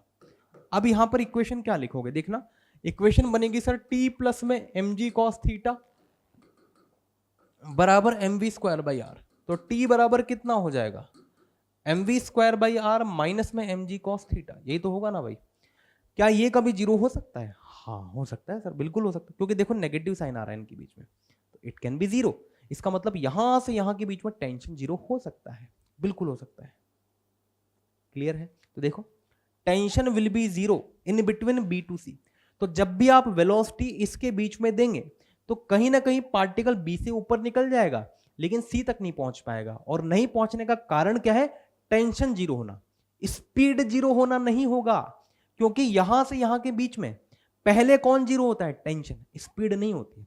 तो सिंपल सा है कॉन्सेप्ट, मैं आपको फिर से बता देता हूं। अगर आपने √5 से ज्यादा दी तो पार्टिकल सर्कल में घूमेगा, पूरा का पूरा वर्टिकल सर्कल कंप्लीट हो जाएगा। अगर आपने √2 से ज्यादा लेकिन √5 से छोटी दी है तो पार्टिकल बी और सी के बीच में ही पहुंच पाएगा। क्या जीरो हो जाएगा? टेंशन जीरो हो जाएगा, स्पीड जीरो नहीं होगी। उसके बाद में चूंकि स्पीड इसकी अभी भी नॉन जीरो होगी, टेंशन जीरो होते स्ट्रिंग आपकी ढीली पड़ जाएगी, तो अब उसके ऊपर केवल एक ही फोर्स लगेगा, वो होगा ग्रेविटेशन, और उस वजह से वो प्रोजेक्टाइल मोशन करेगा। क्लियर? अगर आपने स्पीड की वैल्यू √2 या उससे छोटी रखी है तो उस केस में पार्टिकल ए से बी के बीच में ही झूलेगा, ऑसिलेशन करेगा, टेंशन कभी भी जीरो नहीं होगा, स्पीड पहले जीरो होगी। तो यहां से यहां के बीच में टेंशन जीरो नहीं होता है, स्पीड जीरो होती है। यहां से यहां के बीच में स्पीड जीरो नहीं होती, टेंशन जीरो हो जाता है पहले। क्लियर है? तो ये कुछ बातें बच्चों जो आपको पता होनी चाहिए। और प्रोजेक्टाइल अगर मोशन करेगा तो पाथ उसका पैराबोलिक होगा इसे, इसमें कोई नई बात नहीं है। क्लियर है बच्चों? चलिए आगे बढ़ते हैं। एक क्वेश्चन आपको दिखा देता हूं मैं। एक पार्टिकल है जिसका मास m है, उसको फिक्स किया है एक लाइट रिजिड रॉड से। अब ध्यान से सुनिएगा मेरी बात को, ये क्वेश्चन जो है थोड़ा सा डिफरेंट है। यहां पर एक रिजिड रॉड की बात कर रहा है। किसकी बात कर रहा है? रिजिड रॉड की। इसकी लंबाई l है और इसको वर्टिकल सर्कल में रोटेट किया है, सर्कुलर पाथ में। The minimum speed of the particle at its highest point must be. अब सोचिए, हमने क्या पढ़ा था? हमने पढ़ा था सर कि अगर इसको सर्कल को कंप्लीट करना है तो कम से कम यहां जो वेलोसिटी होनी चाहिए ना, वो √rg होनी चाहिए। वो कब होगी? जब यहां पर आप √5rg दोगे। मानते हो ये बात? क्लियर? लेकिन जब आप इस क्वेश्चन को देखोगे तो इसमें ऑप्शन दिया है √lg, तो आप बी टिक करके आओगे, लेकिन ऑप्शन देखोगे तो ए नजर आएगा। उसका कारण क्या है? कारण यह है बच्चों कि यहां पर आपने इस चीज को ध्यान से नहीं पढ़ा है। रिजिड रॉड, आपने जो इससे पहले वाले केस देखे हैं वो स्ट्रिंग के लिए। किसके लिए? स्ट्रिंग के लिए। एक ऐसी स्ट्रिंग का मतलब क्या है? धागा ही तो हुआ ना, तो धागा ढीला भी उड़ सकता है, इसमें कोई नई बात नहीं है। लेकिन रिजिड रॉड कभी ढीली पड़ती है क्या? ये मार्कर है मेरे हाथ में, स्टाइलस है, क्या ये कभी ढीला पड़ेगा? नहीं, क्योंकि रिजिड है। बात समझ में आ रही जो मैं कह रहा हूं? वो तो ये कभी भी ढीला नहीं पड़ेगा। ये ढीला नहीं पड़ेगा, इसका मतलब इसमें कभी भी टेंशन जीरो नहीं होगा। समझ में आई बात? क्लियर है? और अगर ऐसा केस है, चूंकि रिजिड है तो ये इलोंगेट भी कर सकता है, मतलब ऐसे वाला फोर्स भी लगा सकता है, और आप इसको दबाओगे तो एक कंप्रेशन को भी सहन कर सकता है। जबकि रस्सी क्या कर सकती है? केवल खींच सकती है, उसको कंप्रेस नहीं कर सकते आप। समझ में आ रही है दोनों में डिफरेंस क्या है? इसीलिए जब भी रिजिड एंड वाला केस हो या रिजिड रॉड वाला केस हो, उस समय सर्कल को कंप्लीट करने के लिए जो यहां पर स्पीड चाहिए होती थी √5rg, वो √5rg नहीं चाहिए, अब आपको चाहिए √4rg। क्लियर? और जब आप यहां पर √4rg दोगे उस समय यहां पर जो स्पीड होती है वो जीरो के बराबर होती है। और इस क्वेश्चन में भी यही कह रहा है कि अगर हम सर्कल को कंप्लीट करवाना चाहते हैं तो इस पॉइंट पर वेलोसिटी कितनी होगी? वो हो जाएगी जीरो। दोनों में डिफरेंस आपको समझ में आया? पता है ऐसे वाले केस और कहां बनते हैं? जैसे कि एक ट्यूब है और इस ट्यूब के अंदर आपने कोई बॉल रख दी और इसको आपने ऐसे फेंक दिया, तो अब आपसे पूछा जाता है कि बताओ सर्कल को कंप्लीट करने के लिए मिनिमम यहां पर स्पीड कितनी? वो चाहिए होती है √4rg। चमका? क्लियर? क्यों? क्योंकि यहां पर भी देखो इस पर ऐसे भी नॉर्मल लग सकता है, ऐसे भी लग सकता है, दोनों तरफ से लग सकता है। अगर एक ही तरफ से नॉर्मल लगता तो आंसर √5rg हो जाता। समझ में आ गई बच्चों बात? चलिए, सो this is a basic idea about the vertical circular motion. Clear है? आगे बढ़ते हैं। Relative angular velocity. देखो, रिलेटिव लीनियर वेलोसिटी हम आराम से निकाल सकते हैं, जिसका निकालना माइनस जिसके रिस्पेक्ट में निकालना है। हमसे जब भी रिलेटिव एंगुलर वेलोसिटी पूछा जाए, आपको करना क्या है, सुनिए मेरी बात। जैसे इसकी वेलोसिटी है va, इसकी वेलोसिटी है vb। आपको हमेशा हमेशा जब भी रिलेटिव एंगुलर वेलोसिटी निकालनी हो, पहले आप इनकी वेलोसिटी के वो कंपोनेंट निकालिएगा जो कि ज्वाइन करने वाली लाइन के परपेंडिकुलर है। तो इसको ज्वाइन करने वाली लाइन के परपेंडिकुलर ये वाला कंपोनेंट है, और इसको ज्वाइन करने वाली लाइन के परपेंडिकुलर ये वाला कंपोनेंट है। निकाल लिया। अब सुनिए मेरी बात, इसका ये वाला कंपोनेंट इधर है, इसका इधर है। कौन सा वाला कंपोनेंट है? VB sin θ2, और यह है VA sin θ1, यही है। ठीक है। रिलेटिव एंगुलर वेलोसिटी निकालने के लिए हमें इसका रिलेटिव वेलोसिटी निकालना है इसके रिस्पेक्ट में। Relative velocity of A with respect to B perpendicular to line AB। तो AB लाइन के परपेंडिकुलर वाली जो वेलोसिटी के कंपोनेंट्स हैं, पहले वो निकाल लीजिए, उसके बाद एक का दूसरे के रिलेटिव वेलोसिटी निकाल लीजिए। क्लियर? तो सोचो इसका इसके रिस्पेक्ट में कैसे निकालोगे? जिसका निकालना है माइनस जिसके रिस्पेक्ट में निकालना है। अब हमें किसका निकालना है? ए का निकालना है। ठीक है, तो ए का विद रिस्पेक्ट टू बी, ये करोगे ना, तो ए का माइनस बी का, तो ए का माइनस बी का। सर यहां तो प्लस आ रहा है, ऐसा कैसे? कारण है उसका, VA perpendicular minus VB perpendicular, ये किया। अब दिक्कत क्या है, अगर मैं इस वाली डायरेक्शन को पॉजिटिव मानूंगा तो ये वाली डायरेक्शन नेगेटिव होगी, इसलिए ये अगर पॉजिटिव हो गया VA, तो माइनस में माइनस VB परपेंडिकुलर आएगा, माइनस माइनस प्लस हो जाएगा, इसलिए प्लस आ गया। समझ में आ गई बात? बट सिंपल सा फंडा है क्या, जब भी आपसे रिलेटिव एंगुलर वेलोसिटी पूछा जाए, दोनों को ज्वाइन करने वाली लाइन के परपेंडिकुलर वाली वेलोसिटी निकाल लो। कंपोनेंट करना आपको आना चाहिए, उसका रिलेटिव निकाल लो परपेंडिकुलर वाली का, और फिर उसको दोनों के बीच की दूरी से डिवाइड कर दो। दोनों के बीच की दूरी से डिवाइड कर देना तो रिलेटिव एंगुलर वेलोसिटी निकल के आ जाएगी। चमक गया दिमाग में कैसे करना है? क्लियर है बिल्कुल? तो ये लीजिए, आपका एक और इंपॉर्टेंट कॉन्सेप्ट आपको आज पता लग चुका है। क्लियर है बच्चों? चलिए, हालांकि रिलेटिव एंगुलर वेलोसिटी थोड़ा सा और एडवांस भी होता है, जो कभी हम एडवांस क्लास में भी देख सकते हैं, न्यूमेरिकल्स भी कर सकते हैं, बट आपका काम अभी इससे चल जाएगा। ठीक है, चलिए आगे बढ़ते हैं। यहां से ये आ चुका है आपका next, centre of mass. Centre of मास क्या होता है भाई? सेंटर ऑफ मास दरअसल किसी भी बॉडी के अंदर वो पॉइंट होता है जहां पर हम ये अज्यूम करते हैं कि पूरी बॉडी का मास कॉन्सेंट्रेटेड है and all the external forces can be assume to be acting at that point. मतलब पूरी बॉडी के ऊपर लगने वाला एक्सटर्नल फोर्स को अब ये मान सकते हैं कि उस पॉइंट पर एक्ट कर रहे हैं, तो आपको उसका वैसा ही ट्रांसलेशनल बिहेवियर मिलेगा जैसा कि पूरी बॉडी का मिलता है। ये होता है आपका centre of mass. Centre of mass calculate कैसे किया जाता है? तो उसके लिए कुछ फॉर्मूले हैं जो आपको याद रखने हैं। m1r1 वेक्टर प्लस m2, जैसे मान लीजिए एक सिस्टम है, उस सिस्टम के अंदर बहुत सारे पार्टिकल्स हैं, m1 m2 m3 m4, और हर एक का अपना अपना एक पोजीशन वेक्टर है, r1 vector r2 vector and like this. इस पूरे सिस्टम का सेंटर ऑफ मास कैसे निकाला जाता है? m1r1 vector plus m2r2 vector plus m3r3 vector plus m4r4 vector dash dash dash upon m1 plus m2 plus m3 plus m4। ये आपको centre of मास का क्या देगा? ध्यान से सुनना, ये देगा हमें सेंटर ऑफ मास का पोजीशन वेक्टर। दिमाग में फिट कर लेना इस बात को। कर लिया? ठीक। अगर मान लो हमें पोजीशन वेक्टर नहीं चाहिए, हमें तो कोऑर्डिनेट्स चाहिए सर, तो क्या करोगे? तो अगर आपको सेंटर ऑफ मास का एक्स कोऑर्डिनेट चाहिए तो ये हो जाएगा m1 x1 plus m2 x2 up to mn xn divided by m1 plus m2 up to mn। ऐसे ही आप y सेंटर ऑफ मास निकाल सकते हो, m1 y1 plus m2 y2 up to mn yn upon में m1 plus m2 up to mn। ठीक, ऐसे z coordinates भी आप निकाल सकते हो। पिक्चर क्लियर है?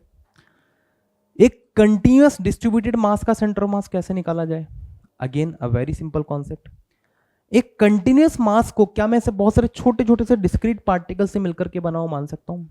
तो जब भी आपसे किसी कंटिन्यूस बॉडी का सेंटर ऑफ मास पूछा जाए, आपने सबसे पहले यही काम करना है, एक एलिमेंट लेना है। क्लियर? उस एलिमेंट के सेंटर ऑफ मास का पोजीशन वेक्टर या कोऑर्डिनेट्स जो भी आप निकालना चाहते हैं वो लिखिए, उसको फिर इंटीग्रेट कर देना।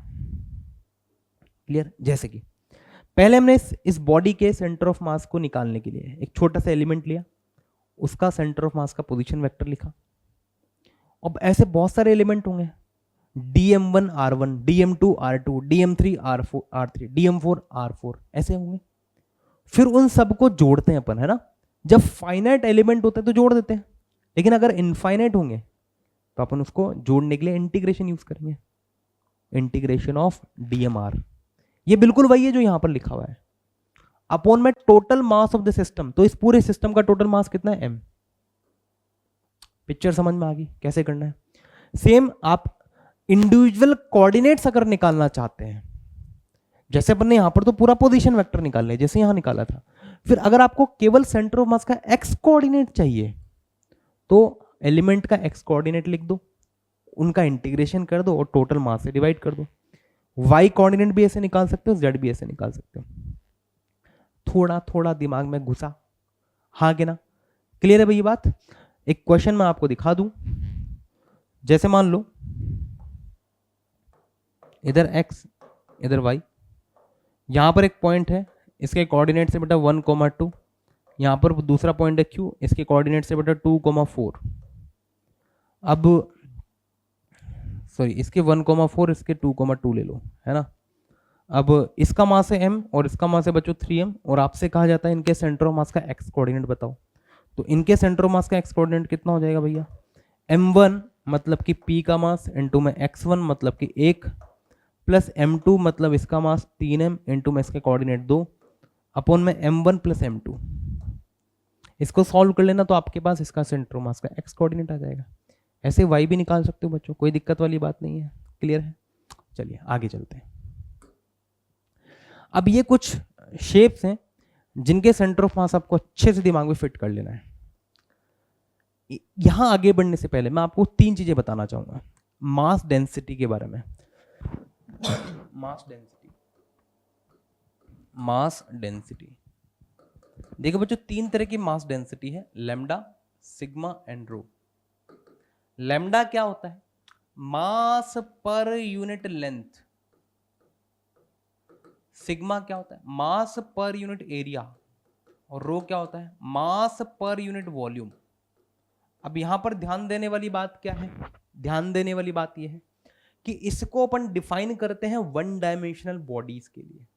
वन डायमेंशनल बॉडीज मतलब एक ऐसी बॉडीज जिनका मास उनके एक डायमेंशन में डिस्ट्रीब्यूटेड होता है। फॉर एग्जांपल दिस रॉड, इसकी लेंथ बाकी अदर डायमेंशन के कंपैरिजन में बहुत ज्यादा है। That's why we will treat this rod as a one dimensional object. Ring, उसका पूरा मास उसके सर्कमफेरेंस पर होता है एक सिंगल डायमेंशन में। That's why we will treat ring as a one dimensional object. Clear? फिर आते हैं वो ऑब्जेक्ट जिनका मास उनके एरिया में डिस्ट्रीब्यूटेड होता है, जैसे कि disc, plate. Each and every type of plates will be 2 dimensional object. Clear है? एक सॉलिड एक होलो स्फीयर का मास उसके एरिया में डिस्ट्रीब्यूटेड होता है, ना कि अंदर। That's why hollow sphere is also 2 dimensional object. Remember, हम यहां पर ऑब्जेक्ट्स को ज्योमेट्री के बेसिस पर क्लासिफाई नहीं कर रहे हैं, हम क्लासिफाई करें मास डिस्ट्रीब्यूशन के बेसिस पर। क्लियर है? ठीक, आगे देखते हैं। होलो सिलेंडर अगेन है 2 डायमेंशनल ऑब्जेक्ट। क्लियर है? अच्छा, ठीक। फिर आता है रो। सॉलिड स्फीयर, पूरा मास उनके वॉल्यूम में डिस्ट्रीब्यूटेड होता है। सॉलिड सिलेंडर, पूरा मास उनके वॉल्यूम में डिस्ट्रीब्यूटेड होता है। उनके लिए अपन रो को डिफाइन करते हैं। क्लियर है? अब इनको पता करने से होता क्या है? बेसिकली जब भी अपन किसी डिस्ट्रीब्यूटेड मास का सेंटर ऑफ मास निकालना चाहते हैं तो हमें पहले एलिमेंट लेना होता है। And in general, not always, in general what happens कि जब वन डायमेंशनल ऑब्जेक्ट होता है तो हमारा एलिमेंट होता है छोटू छोटू सा। क्लियर? तो हमें उस छोटू छोटू एलिमेंट का मास लिखना होता है, तो हमें पहले एक यूनिट लेंथ का मास निकालना पड़ेगा। और फिर उसको एलिमेंट की लंबाई से मल्टीप्लाई कर दीजिए। जब 2 डायमेंशनल ऑब्जेक्ट का अगर हमें मान लीजिए 2 डायमेंशनल ऑब्जेक्ट है और उस 2 डायमेंशनल ऑब्जेक्ट का हमें सेंटर ऑफ मास निकालना है, तो जो एलिमेंट लेना होता है वो जनरली 1 डायमेंशनल होते हैं, जनरली वो 1 डायमेंशनल होते हैं। क्लियर? तो उस समय हमें क्या चाहिए होगा, पहले आप हर यूनिट एरिया का मास निकालिएगा पूरे एलिमेंट का, और फिर उस यूनिट एरिया का मास को आप उस एलिमेंट के मास से लेंथ से एरिया से मल्टीप्लाई कर देना, you will get the mass of that particular element. Clear है? जब 3 डायमेंशनल ऑब्जेक्ट होते हैं तो उनके लिए जो एलिमेंट लिए जाते हैं वो जनरली 2 डायमेंशनल होते हैं। तो आप पहले पूरे 3 डायमेंशनल बॉडी का रो डिफाइन करिएगा, फिर उस एलिमेंट का वॉल्यूम निकालिएगा और उस वॉल्यूम को रो से मल्टीप्लाई करिए, you will get the mass of that particular element. ठीक है, इस बात को आप याद रखिएगा। ठीक है, अब यार एक और बात मैं आपको बता दूं कि ये जो फॉर्मूला आपने मास के टर्म्स में लिखे हैं, कभी कभी ना यहाँ पर मास की जगह एरिया या फिर वॉल्यूम भी काम आ जाता है। कब? तो वो सुनिएगा मेरी बात को ध्यान से। जब भी आपका ऑब्जेक्ट का मास डेंसिटी यूनिफॉर्म होगा और अगर वो 3 डायमेंशनल ऑब्जेक्ट हुआ, कैसा? 3 डायमेंशनल, तो you can write this equation like integration of x dv upon में इंटीग्रेशन ऑफ डीवी। कब लिखना है? जब रो कांस्टेंट हो और 3 डायमेंशनल ऑब्जेक्ट हो। Integration of y dv upon में integration of dv, and similarly z भी आप लिख सकते हैं। अगर कोई 2 डायमेंशनल ऑब्जेक्ट हुआ और उसका अगर सिग्मा कांस्टेंट हो थ्रू आउट द एरिया, तो उस केस में आप लिख सकते हो integration of x d a upon में integration of d a, integration of y d a upon में integration of d a. Similarly आप 1 डायमेंशनल ऑब्जेक्ट के लिए भी लेंथ के टर्म्स में लिख सकते हैं। ये कब? जब सिग्मा कांस्टेंट हो और 2 डायमेंशनल ऑब्जेक्ट हो। ये कब? जब रो कांस्टेंट और 3 डायमेंशनल ऑब्जेक्ट। सेम यहां पर भी आप एरिया के टर्म्स में लिख सकते हैं अगर 2 डायमेंशनल ऑब्जेक्ट हुआ तो, और अगर वॉल्यूम के टर्म्स में भी लिख सकते हैं अगर 3 डायमेंशनल ऑब्जेक्ट होता है तो। समझ गए बात? चलिए आगे लेके चलते हैं आपको नेक्स्ट। अब ये कुछ शेप्स हैं जिनके सेंटर ऑफ मास आपको पता होने चाहिए। जैसे कि एक ट्राइंगुलर प्लेट का सेंटर ऑफ मास यहां से h/3 ऊपर होता है। कहां से? बेस से h/3 ऊपर। याद रखना, इस बात को अच्छे से अपने दिमाग में फिट कर लेना। ठीक? अच्छा ठीक है सर। एक सेमी सर्कुलर रिंग का सेंटर ऑफ मास यहां से 2r/π ऊपर होता है। हमेशा याद रखें, किसी भी ऑब्जेक्ट का सेंटर ऑफ मास हमेशा उसके सिमेट्रिकल एक्सिस पर ही प्रेजेंट होता है। याद रखना, it is not on the basis of geometrical similarity, it is on the basis of symmetry based on the distribution of mass. जैसे कि ये 2r/π पर तभी है जब ये रिंग जो है सेमी सर्कुलर रिंग, ये यूनिफॉर्म डिस्ट्रीब्यूटेड मास वाली है। अगर इसका मास यूनिफॉर्म डिस्ट्रीब्यूशन में नहीं है, इन दैट केस ये 2r/π पर नहीं हो सकता है, फिर कहीं और भी हो सकता है। क्लियर है? क्या आपको ये रिंग इस एक्सिस के अबाउट सिमेट्रिक दिखाई दे रही है? हाँ बिल्कुल है, इसलिए इसका सेंटर मास इसी एक्सिस पर ही कहीं ना कहीं प्रेजेंट होगा। कितने हाइट पर प्रेजेंट होगा? यहां से 2r/π पर।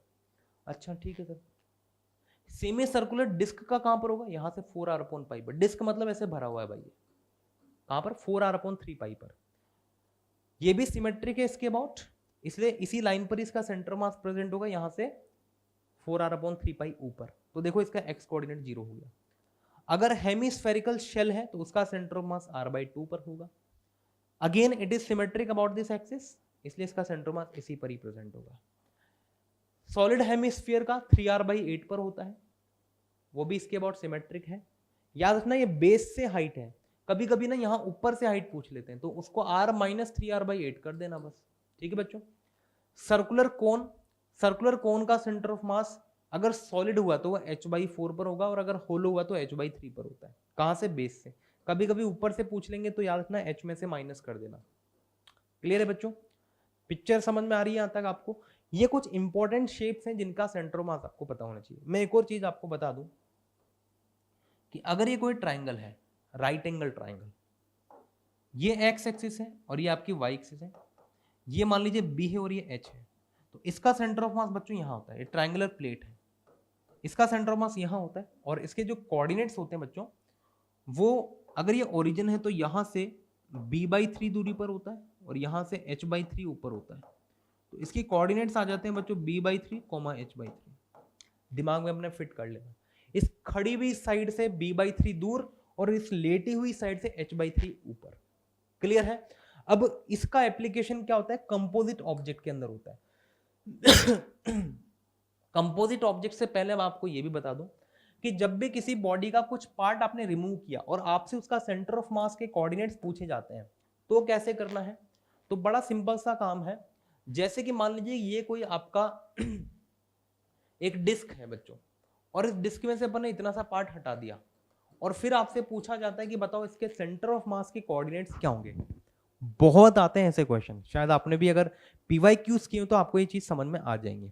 अब इस तरह की जो भी प्रॉब्लम्स आती हैं उनमें कैसे डील करना है आपको?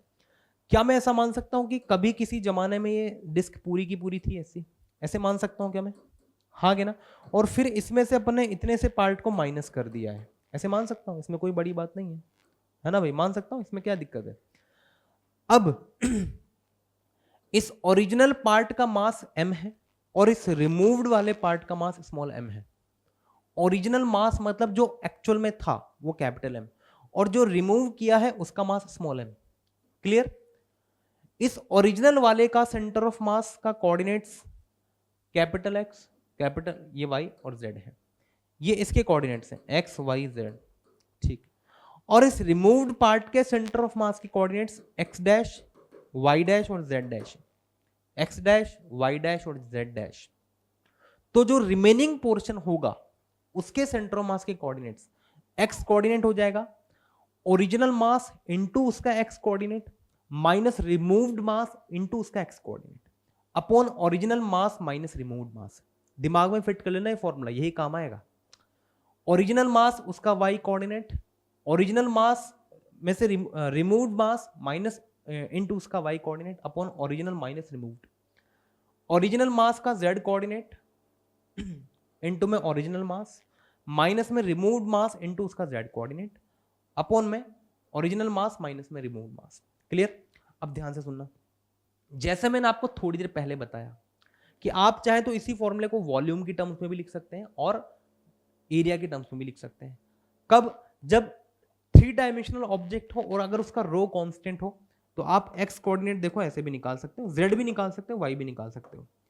vx माइनस में vx डैश अपॉन में capital V minus small v।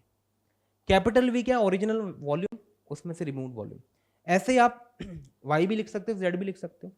और अगर आपका सिग्मा कांस्टेंट हो, मतलब 2 डायमेंशनल ऑब्जेक्ट हो और उसका अगर सिग्मा कांस्टेंट हो तो आप इसी फॉर्मूले को ऐसे भी लिख सकते हैं, चमका। क्लियर है बात? तो ये चीज आप याद रखना, आपको बहुत काम आने वाली है।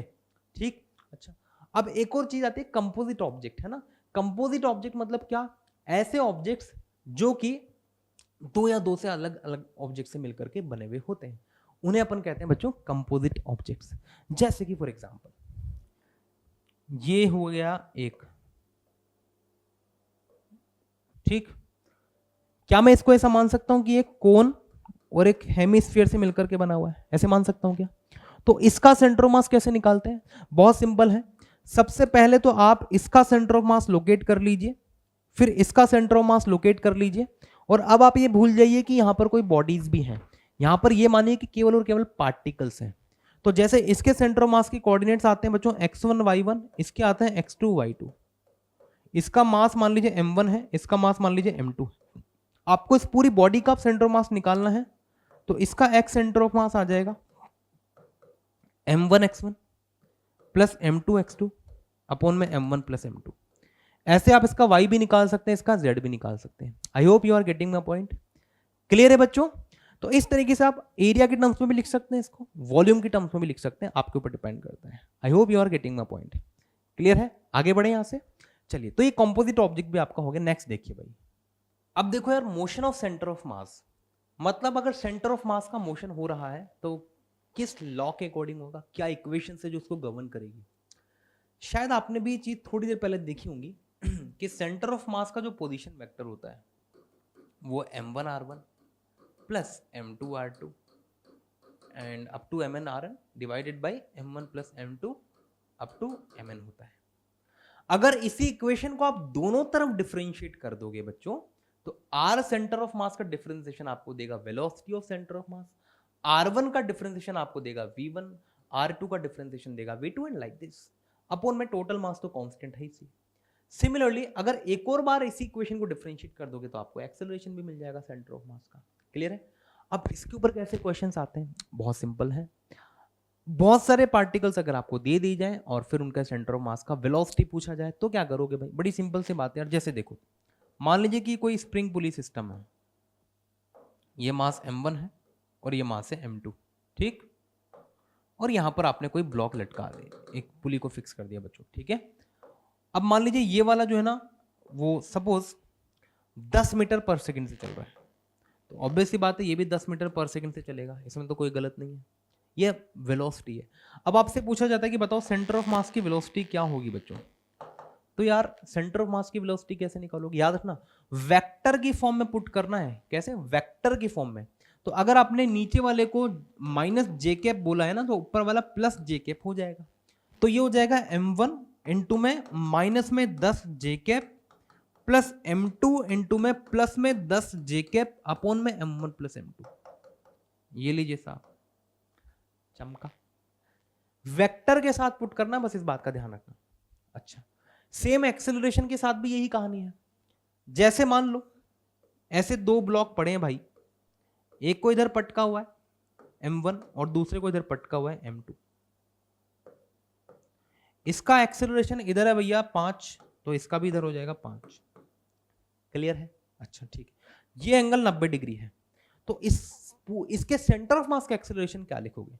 तो सेंटर ऑफ मास का एक्सेलरेशन हो जाएगा सर m1 इंटू में 5। अब सोचो ये 90 डिग्री है, तो अगर मैं इधर की तरफ x मान लेता हूं तो इधर की तरफ आपका क्या हो जाएगा भैया? माइनस y एक्सिस हो जाएगा। मानते हो? तो यार ये हो जाएगा m1 इंटू में 5 i cap plus m2 into में माइनस में 5 j कैप अपॉन में m1 प्लस m2। ये लीजिए साहब, सेंटर ऑफ मास का एक्सेलरेशन आ गया। What is more important that ये वेक्टर है, ये वेक्टर का आपको स्पेशली ध्यान रखना है। क्लियर है? तो याद रखें, इधर जरूरी नहीं आप माइनस वाई माने भाई, वो तो जस्ट इधर x होगा तो इधर y हो जाएगा।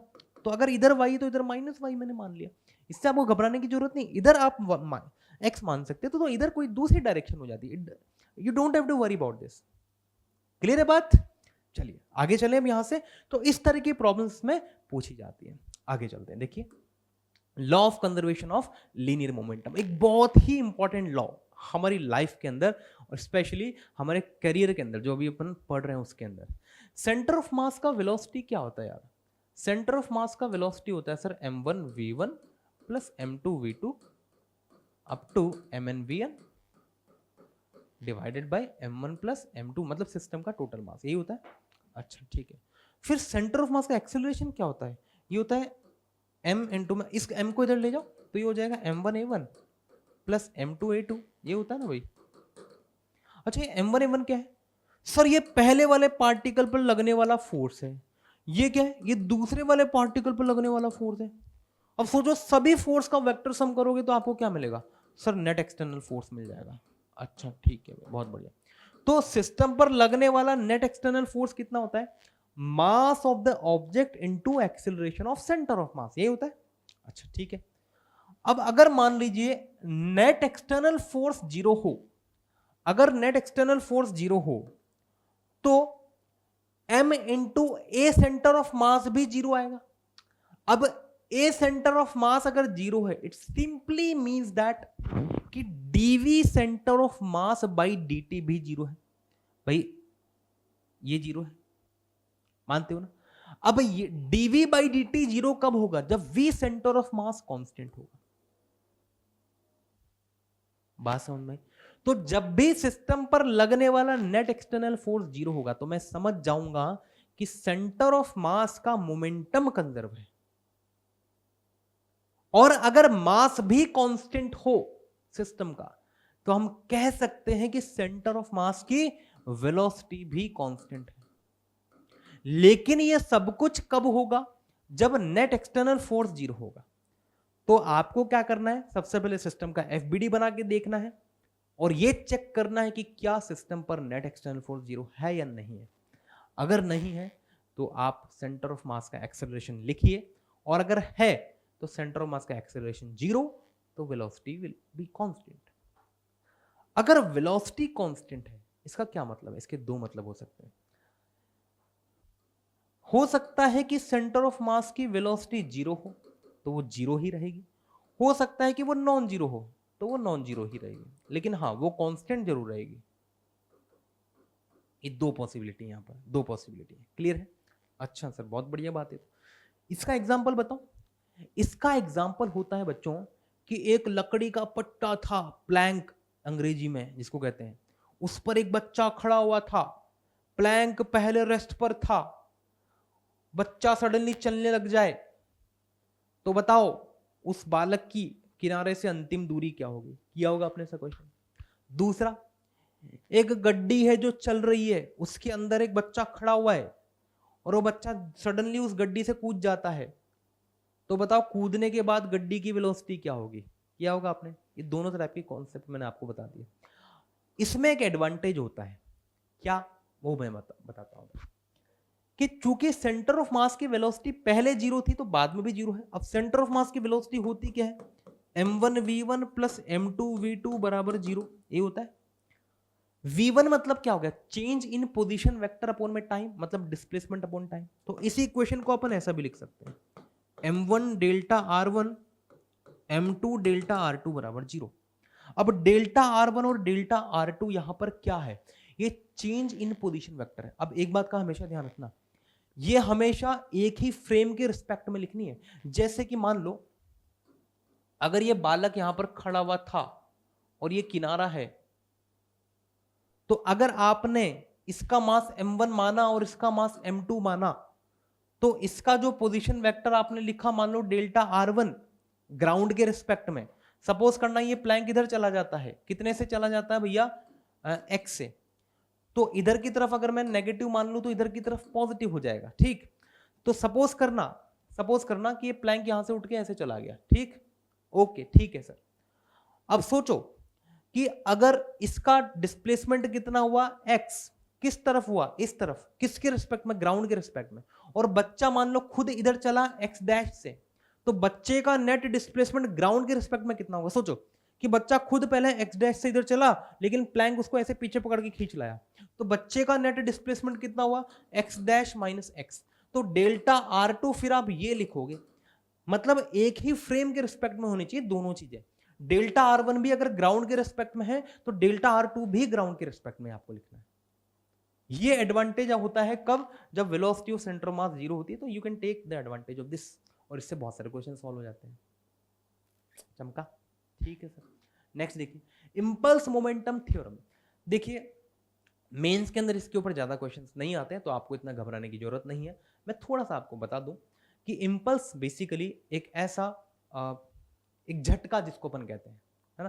तो एक झटका जो लग रहा है उसको कहते हैं impulse. What is more important is the impulsive force. वो फोर्स जो कि इंपल्स के लिए रिस्पॉन्सिबल होते हैं उन्हें अपन कहते हैं इंपल्सिव फोर्स। जब भी बॉडी पर इंपल्सिव फोर्स लगते हैं, they can change the momentum of the system. क्या नॉन इंपल्सिव फोर्स लगने से मोमेंटम चेंज नहीं होता? बिल्कुल होता है। तो चाहे इंपल्सिव फोर्स है या non impulsive, doesn't matter, both can change the momentum of the system. Clear है? तो इस बात का मिसकॉन्सेप्शन अपने दिमाग से निकाल देना कि केवल इंपल्सिव फोर्स ही सिस्टम का मोमेंटम चेंज कर सकते हैं। No, it's not that. Non impulsive force भी चेंज कर सकते हैं, वो करते ही भाई। कितने सारे अपन ने क्वेश्चन किए हुए। मैंने एक पर्सन को धक्का मार दिया ऐसे ही, या फिर एक पर्सन को यूं थोड़ा सा टुच मार दिया ऐसे करके, और वो उसकी वजह से उधर स्लाइड हो गया। एक ब्लॉक को थोड़ा सा ऐसे धक्का मार दिया, तो ये भी नॉन इंपल्सिव भाई, ठीक है ना। मैं अगर मान लो किसी को थप्पड़ मार रहा हूँ, दैट इज इंपल्सिव फोर्स, ठीक है। So impulsive as well as non impulsive force both can change the momentum of the system. हाँ, डिपेंड ये करता है कि टाइम इंटरवल कितना है। इंपल्सिव फोर्स जनरली बहुत छोटे टाइम के लिए लगते हैं। क्लियर है? ओके, तो ये जो टर्म आप देख रहे हैं दैट इज द इंपल्स। तो याद रखना, इंपल्स जो होता है वो सिस्टम के चेंज इन मोमेंटम के बराबर होता है। क्लियर है? तो अगर कभी आ जाए तो इस बात का ध्यान रखिएगा। इंपल्स भी एक, चूंकि मोमेंटम चेंज एक वेक्टर क्वांटिटी, तो इंपल्स भी एक वेक्टर क्वांटिटी होगा। इंपल्स की डायरेक्शन वही होगी जो कि चेंज इन मोमेंटम की होगी। क्लियर है? इस बात को अपने दिमाग में फिट कर लेना अच्छे से। ठीक, आगे चलिएगा भाई साहब। देखो, कोलिजन ऑफ बॉडीज इस पर्टिकुलर चैप्टर का सबसे इंपॉर्टेंट पार्ट, जिसके ऊपर काफी सारे क्वेश्चंस आते हैं। कोलिजन क्या होता है बच्चों? कोलिजन बेसिकली एक इवेंट होता है। क्या होता है? एक इवेंट, एक ऐसा इवेंट जो कि बहुत छोटे टाइम इंटरवल के लिए होता है और उसमें बॉडीज के मोमेंटम चेंज हो जाते हैं, है ना? वो इवेंट है अपना कोलिजन। कोलिजन के दौरान जब भी दो बॉडीज आपस में टकराती हैं तो वो आपस में एक दूसरे पर फोर्स लगाती है। जिस डायरेक्शन के अलोंग, ध्यान से सुनिएगा, जिस डायरेक्शन के अलोंग वो एक दूसरे पर फोर्स लगाती है उस डायरेक्शन का नाम है LOC, लाइन ऑफ कोलिजन। अब लाइन ऑफ कोलिजन अगर आपने पहचान लिया तो यकीन मानिए कोलिजन की बहुत सारी प्रॉब्लम आपकी आराम से सॉल्व हो जाएगी। आपको सबसे पहले प्लेन ऑफ कॉन्टैक्ट पहचानना है। किसको? Plane of contact. तो इनका प्लेन कॉन्टैक्ट प्लेन कौन सा? ये वाला दिखाई दे रहा होगा आपको। इस plane of contact, plane of contact के परपेंडिकुलर हमेशा LOC होता है। जैसे कि ये इंक्लाइन प्लेन है, यहां से आपने किसी बॉल को छोड़ दिया तो ये ऐसे टकराएगी ना, तो इनका प्लेन ऑफ कॉन्टैक्ट कौन सा हो गया? ये वाला हो गया। So this is the plane of contact. तो LOC हमेशा इसके परपेंडिकुलर होगी। तो ये दोनों एक दूसरे ऊपर जो फोर्स लगाएंगे ना वो इस LOC के अलोंग ही लगाएंगे।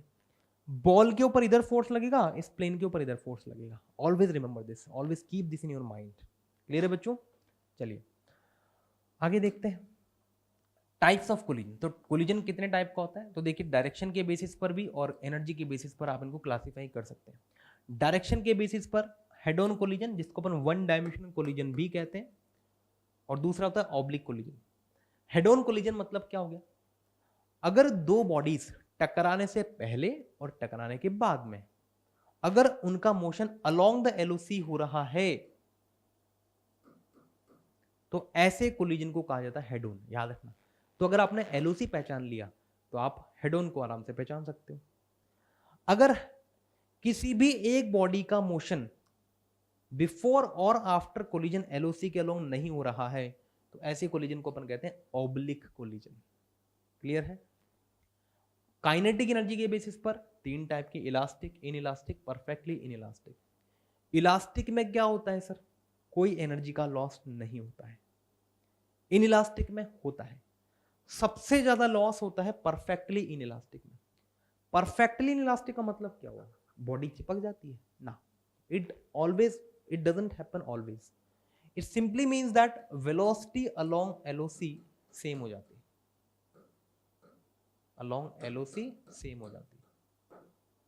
और अगर 1D कोलिजन हुआ तो चूंकि उसमें तो मोशन ही LOC के अलोंग हो रहा है, और अगर दोनों की वेलोसिटी LOC के अलोंग वाली सेम हो जाए इसका मतलब दोनों बॉडीज आपस में एक दूसरे से चिपक जाती है। तो वो केवल 1D के अंदर होता है चिपक जाना। अगर 2 डायमेंशन है तो वो केवल LOC के अलोंग वाली वेलोसिटी सेम हो जाती है, लेकिन इट डजंट मीन कि दोनों की टोटल वेलोसिटी भी सेम हो जाए। क्लियर है बच्चों? एक होता है कोएफिशिएंट ऑफ रेस्टिट्यूशन। ये होता है बच्चों velocity of separation upon velocity of approach. आपको तो वैसे ऐसे याद रखना है कि कोलिजन के बाद की रिलेटिव वेलोसिटी और कोलिजन के पहले की रिलेटिव वेलोसिटी। एक बात याद रखना कि अगर यहां पर V2 लिख रहे हैं तो यहां पर U1 लिख देना, यहां पर V1 आ जाएगा तो यहां पर U2, मतलब यहां पर 2 है तो यहां पर 1 है। ये आफ्टर कोलिजन है, ये बिफोर कोलिजन है। क्लियर है? इतना अगर आपने याद रख लिया तो आपके लिए काफी है। क्लियर है? अब एक बात यहां पर आप याद रखना कि E की जो वैल्यू होती है वो इन इलास्टिक के लिए हमेशा 0 से 1 के बीच में होती है, इलास्टिक के लिए हमेशा 1 होती है, और परफेक्टली इन इलास्टिक के लिए हमेशा 0 होती है। इनकी वैल्यूज को याद रखना, काम आएंगे आपके। एक और इंपॉर्टेंट बात, ये जो लॉ लगता है वो केवल और केवल अलोंग द LOC लगता है। किसके अलोंग लगता है? अलोंग द LOC लगता है। इस बात को अपने दिमाग में फिट कर लीजिए अच्छे से। ठीक है? ऐसा नहीं अपन 2D में किधर भी लगा रहे हैं इसको, नहीं, पहले LOC पहचानो उसके अलोंग इसको लगाओ। क्लियर है बच्चों? चलिए आगे बढ़ते हैं। Head on inelastic collision. अब देखो मैंने एक जनरल केस यहां पर ले लिया है। अगर आपने ये केस समझ लिया तो बाकी के अपने आप समझ जाएंगे। चाहे कौन सी भी टाइप की कोलिजन हो, डजंट मैटर, चाहे कौन सी भी टाइप की कोलिजन हो, डजंट मैटर, आप एक इक्वेशन तो हमेशा लगा सकते हैं। ये बिफोर वाली सिचुएशन है, ये आफ्टर वाली सिचुएशन। बिफोर ये U1 से चल रहा है, ये U2 से चल रहा है, बाद में ये V1 से चलने लग गया, ये V2 से चलने लग गया। ये M1 है, ये M2 है, ये M1 है, ये M2 है। ठीक, चाहे कौन सी भी कोलिजन हो, डजंट मैटर, एक इक्वेशन जो आपको हमेशा साथ देगी वो है momentum conservation.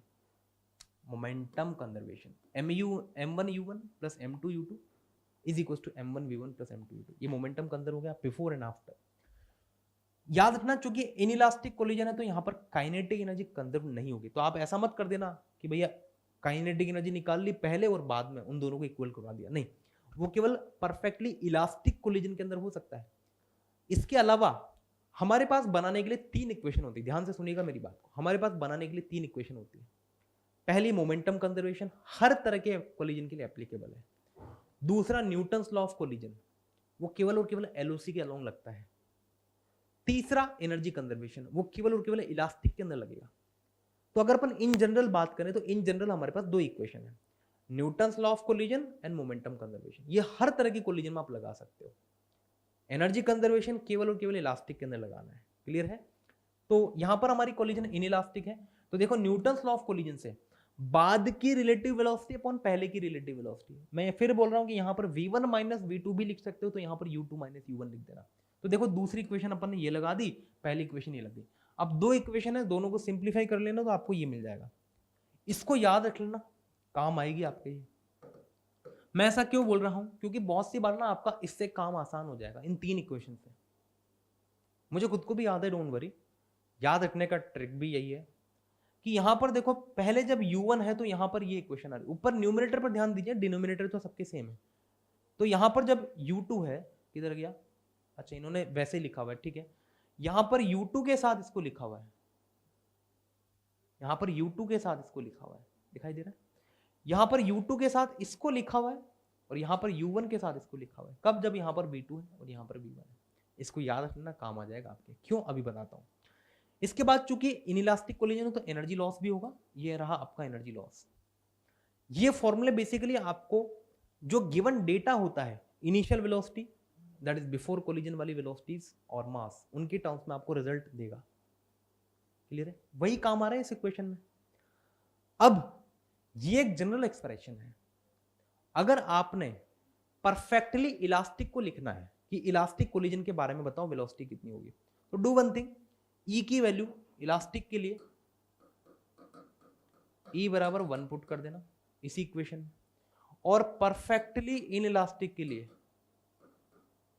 Perfectly in elastic के लिए E की वैल्यू 0 पुट कर देना। बस सिंप्लीफाई कर लेना, हो जाएगा सब। चमका।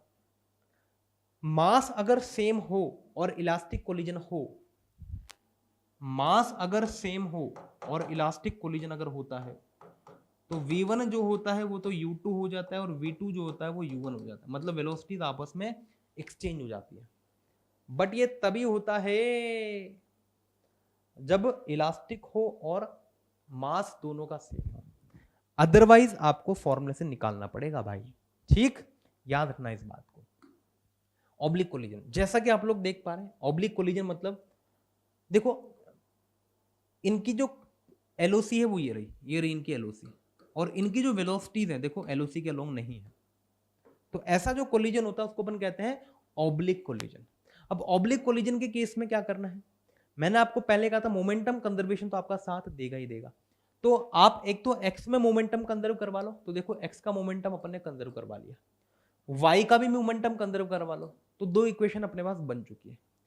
तीसरा, अगर आप एलओसी को आइडेंटिफाई कर पाओ तो एलओसी के अलोंग वाली जो वेलोसिटीज होती है ना, उनके लिए आप न्यूटन्स लॉ ऑफ कोलिजन भी लिख सकते हो।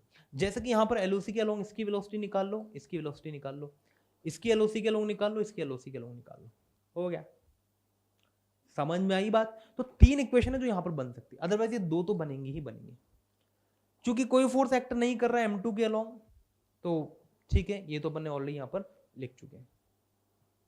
चमका भाई, कैसे सॉल्व करना है ये आपको डेफिनेटली काम आएगी, आपको डेफिनेटली यहां पर काम आएगी।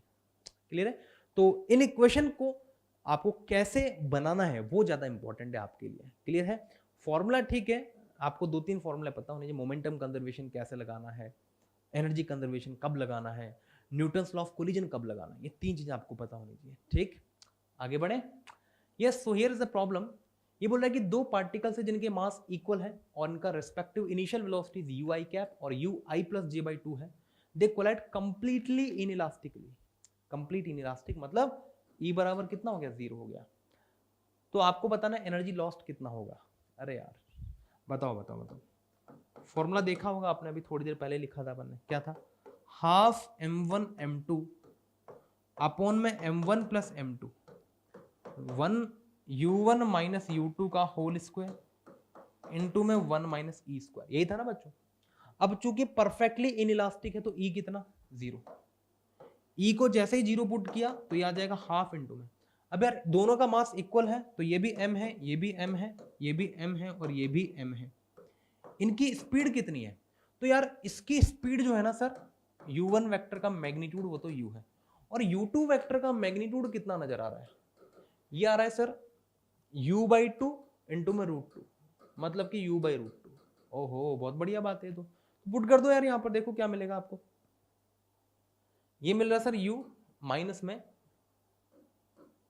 u बाई √2 का होल स्क्वायर। ओके, ये हो जाएगा सर 1/4m इंटू में u माइनस में u बाई √2 का होल स्क्वायर। ओके, तो ये हो जाएगा कितना, mu स्क्वायर बाई 4 इंटू में 1 माइनस में, एक सेकेंड 1 माइनस में 1 बाई √2 का होल स्क्वायर। ठीक है, तो mu स्क्वायर बाई 4 इंटू में √2 माइनस 1। अब 1 माइनस, इसको अपन लिख दें सर √2 माइनस 1 अपॉन में √2 का होल स्क्वायर, तो mu स्क्वायर बाई 8 इंटू में √2 माइनस 1 का whole square. The energy lost in the process, 2 particles of equal mass m have respective initial velocities। एक सेकेंड, अपन ने इसमें तो कहीं गलती नहीं करी ना भाई। ये हो जाएगा u बाई 2 अंडर रूट में 1 का स्क्वायर प्लस 1 का स्क्वायर, तो u बाई 2 इंटू √2 एंड ये हो जाएगा आपके पास u बाई √2। बिल्कुल सत्य बात है तो। ठीक है, अब इसकी वेलोसिटी इतनी है। ओ हो, ये कंप्लीटली इनइलास्टिक है। ठीक है, बट ये आपका 2 डायमेंशनल कोलिजन है ना, क्योंकि एक की वेलोसिटी है x की तरफ, ऐसे जा रहा है x की तरफ, और दूसरा जा रहा है इधर इधर कहीं पर, है ना। चलो तो इसका यूनिट वेक्टर निकाल लेते हैं पहले एक बार, अभी देख लेते हैं इसको भी सॉल्व करके, उसमें कोई बड़ी बात नहीं है भाई। अगर 1D कोलिजन होती है तो अपन आराम से इसको अप्लाई कर देते हैं ना, लेकिन ये 2D कोलिजन है तो कोई बात नहीं, पहले अपन देख लेते हैं इसको। इसका वेलोसिटी तो आ रहा है इधर, और दूसरे वाले का जो मैग्नीट्यूड है इसको अपन ऐसा लिख दें भाई, u by 2 into i plus j. ठीक है सर, लिख दो। ये हो जाएगा u बाई 2 इंटू में √2 आई प्लस जे बाई √2। ठीक है, तो ये आ जाएगा u बाई √2 इंटू में आई प्लस जे बाई √2। ये तो होगी इसकी डायरेक्शन, और ये हो गया इसका मैग्नीट्यूड। ठीक है, तो इसकी जो डायरेक्शन है वो इधर है, आई प्लस जे बाई √2 के अलोंग, और इसका मैग्नीट्यूड हो गया u बाई √2, और ये हो गया u। ठीक है, अब देखो इसमें क्या करना भाई, टुचुक इसको मैं हटा दूं पहले, बाकी की सारी चीजें, क्योंकि 1D कोलिजन नहीं है, दिस इज 2 डायमेंशनल कोलिजन। अरे भाई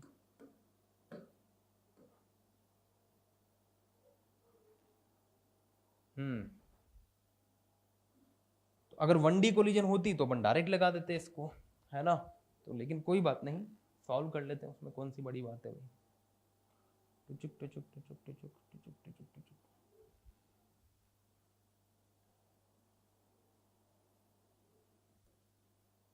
हाँ जी, देखिए, दे कोलाइड कंप्लीटली इनइलास्टिकली। ठीक है, तो एक इधर जा रही है और दूसरी इधर जा रही है, और दोनों की दोनों मान लो यहाँ पर टकरा जाती है। तो अगर अपन इनका पहले x के लॉन्ग मोमेंटम लिखें तो x के लॉन्ग मोमेंटम कितना हो जाएगा, देखिए इनिशियल मोमेंटम हो जाएगा बच्चों इनका, एक है u आई कैप से इधर जा रही है, और दूसरी यहाँ से 45 डिग्री पर जा रही है u/√2 से। तो x के अलोंग अगर अपन इनका इनिशियल मोमेंटम लिखें तो ये हो जाएगा mu अलोंग x, है ना, mu प्लस mu/√2 का cos 45 वाला कंपोनेंट, है ना, x के अलोंग अपने को लिखना है, इज इक्वल्स टू, अब चूंकि ये दोनों टकराने के बाद इनकी कंप्लीटली इनइलास्टिक कोलिजन हो रहा है तो फाइनली चिपक जाएंगे एक दूसरे के साथ, है ना भाई। तो ये हो जाएगा 2m इंटू में vx, ठीक। इसके बाद m से तो m को उड़ा दीजिए आप पहले, तो ये हो जाएगा u plus u/2 is equal to 2vx। Okay, तो यहां से vx आ जाएगा आपके पास कितना, 3u/4। ओके, y के अलोंग अगर अपन मोमेंटम कंजर्व करवाएं तो mu/√2 इंटू में sine 45 is equal to 2m into में vy, टुचुक खत्म, तो यहां से vy आ जाएगा आपके पास u/4, ठीक। तो अब अपने पास इसकी फाइनल वेलोसिटी भी आ गई है।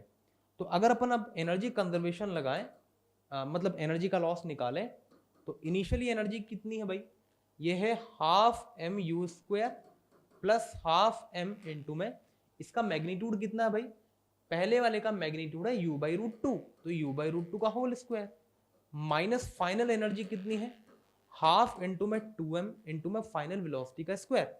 अब x की तरफ है इतनी और y की तरफ है इतनी, तो इन दोनों का रिजल्टेंट कितना हो जाएगा भाई, तो ये हो जाएगा सर 3u/4 का होल स्क्वायर प्लस u/4 का होल स्क्वायर का रूट, यहां से u/4 कॉमन आ रहा है तो 9 प्लस 1 √10 हो जाएगा, तो ये हो जाएगा u/4 √10 का होल स्क्वायर, ठीक।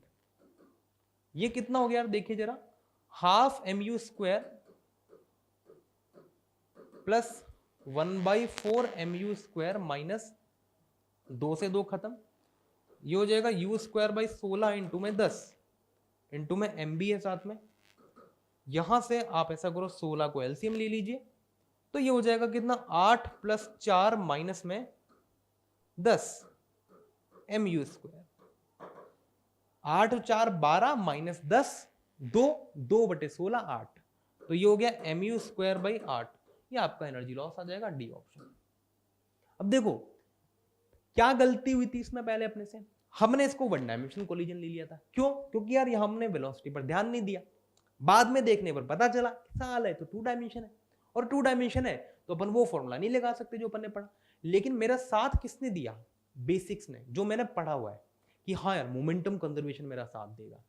शायद आप ये भी सोच रहे होंगे, जो बहुत पहले एक बच्चे ने मुझसे पूछा था कि सर यहाँ पर ये कंप्लीटली इनइलास्टिक कोलिजन है, ठीक है, और 2 डायमेंशन कोलिजन भी है, हाँ बिल्कुल सर, लेकिन आपने तो कहा था सर एलओसी के अलोंग वाली वेलोसिटी सेम होती, चिपकती नहीं है, बिल्कुल सत्य बात है, लेकिन बच्चों उसके लिए फाइनाइट साइज की बॉडी होनी चाहिए।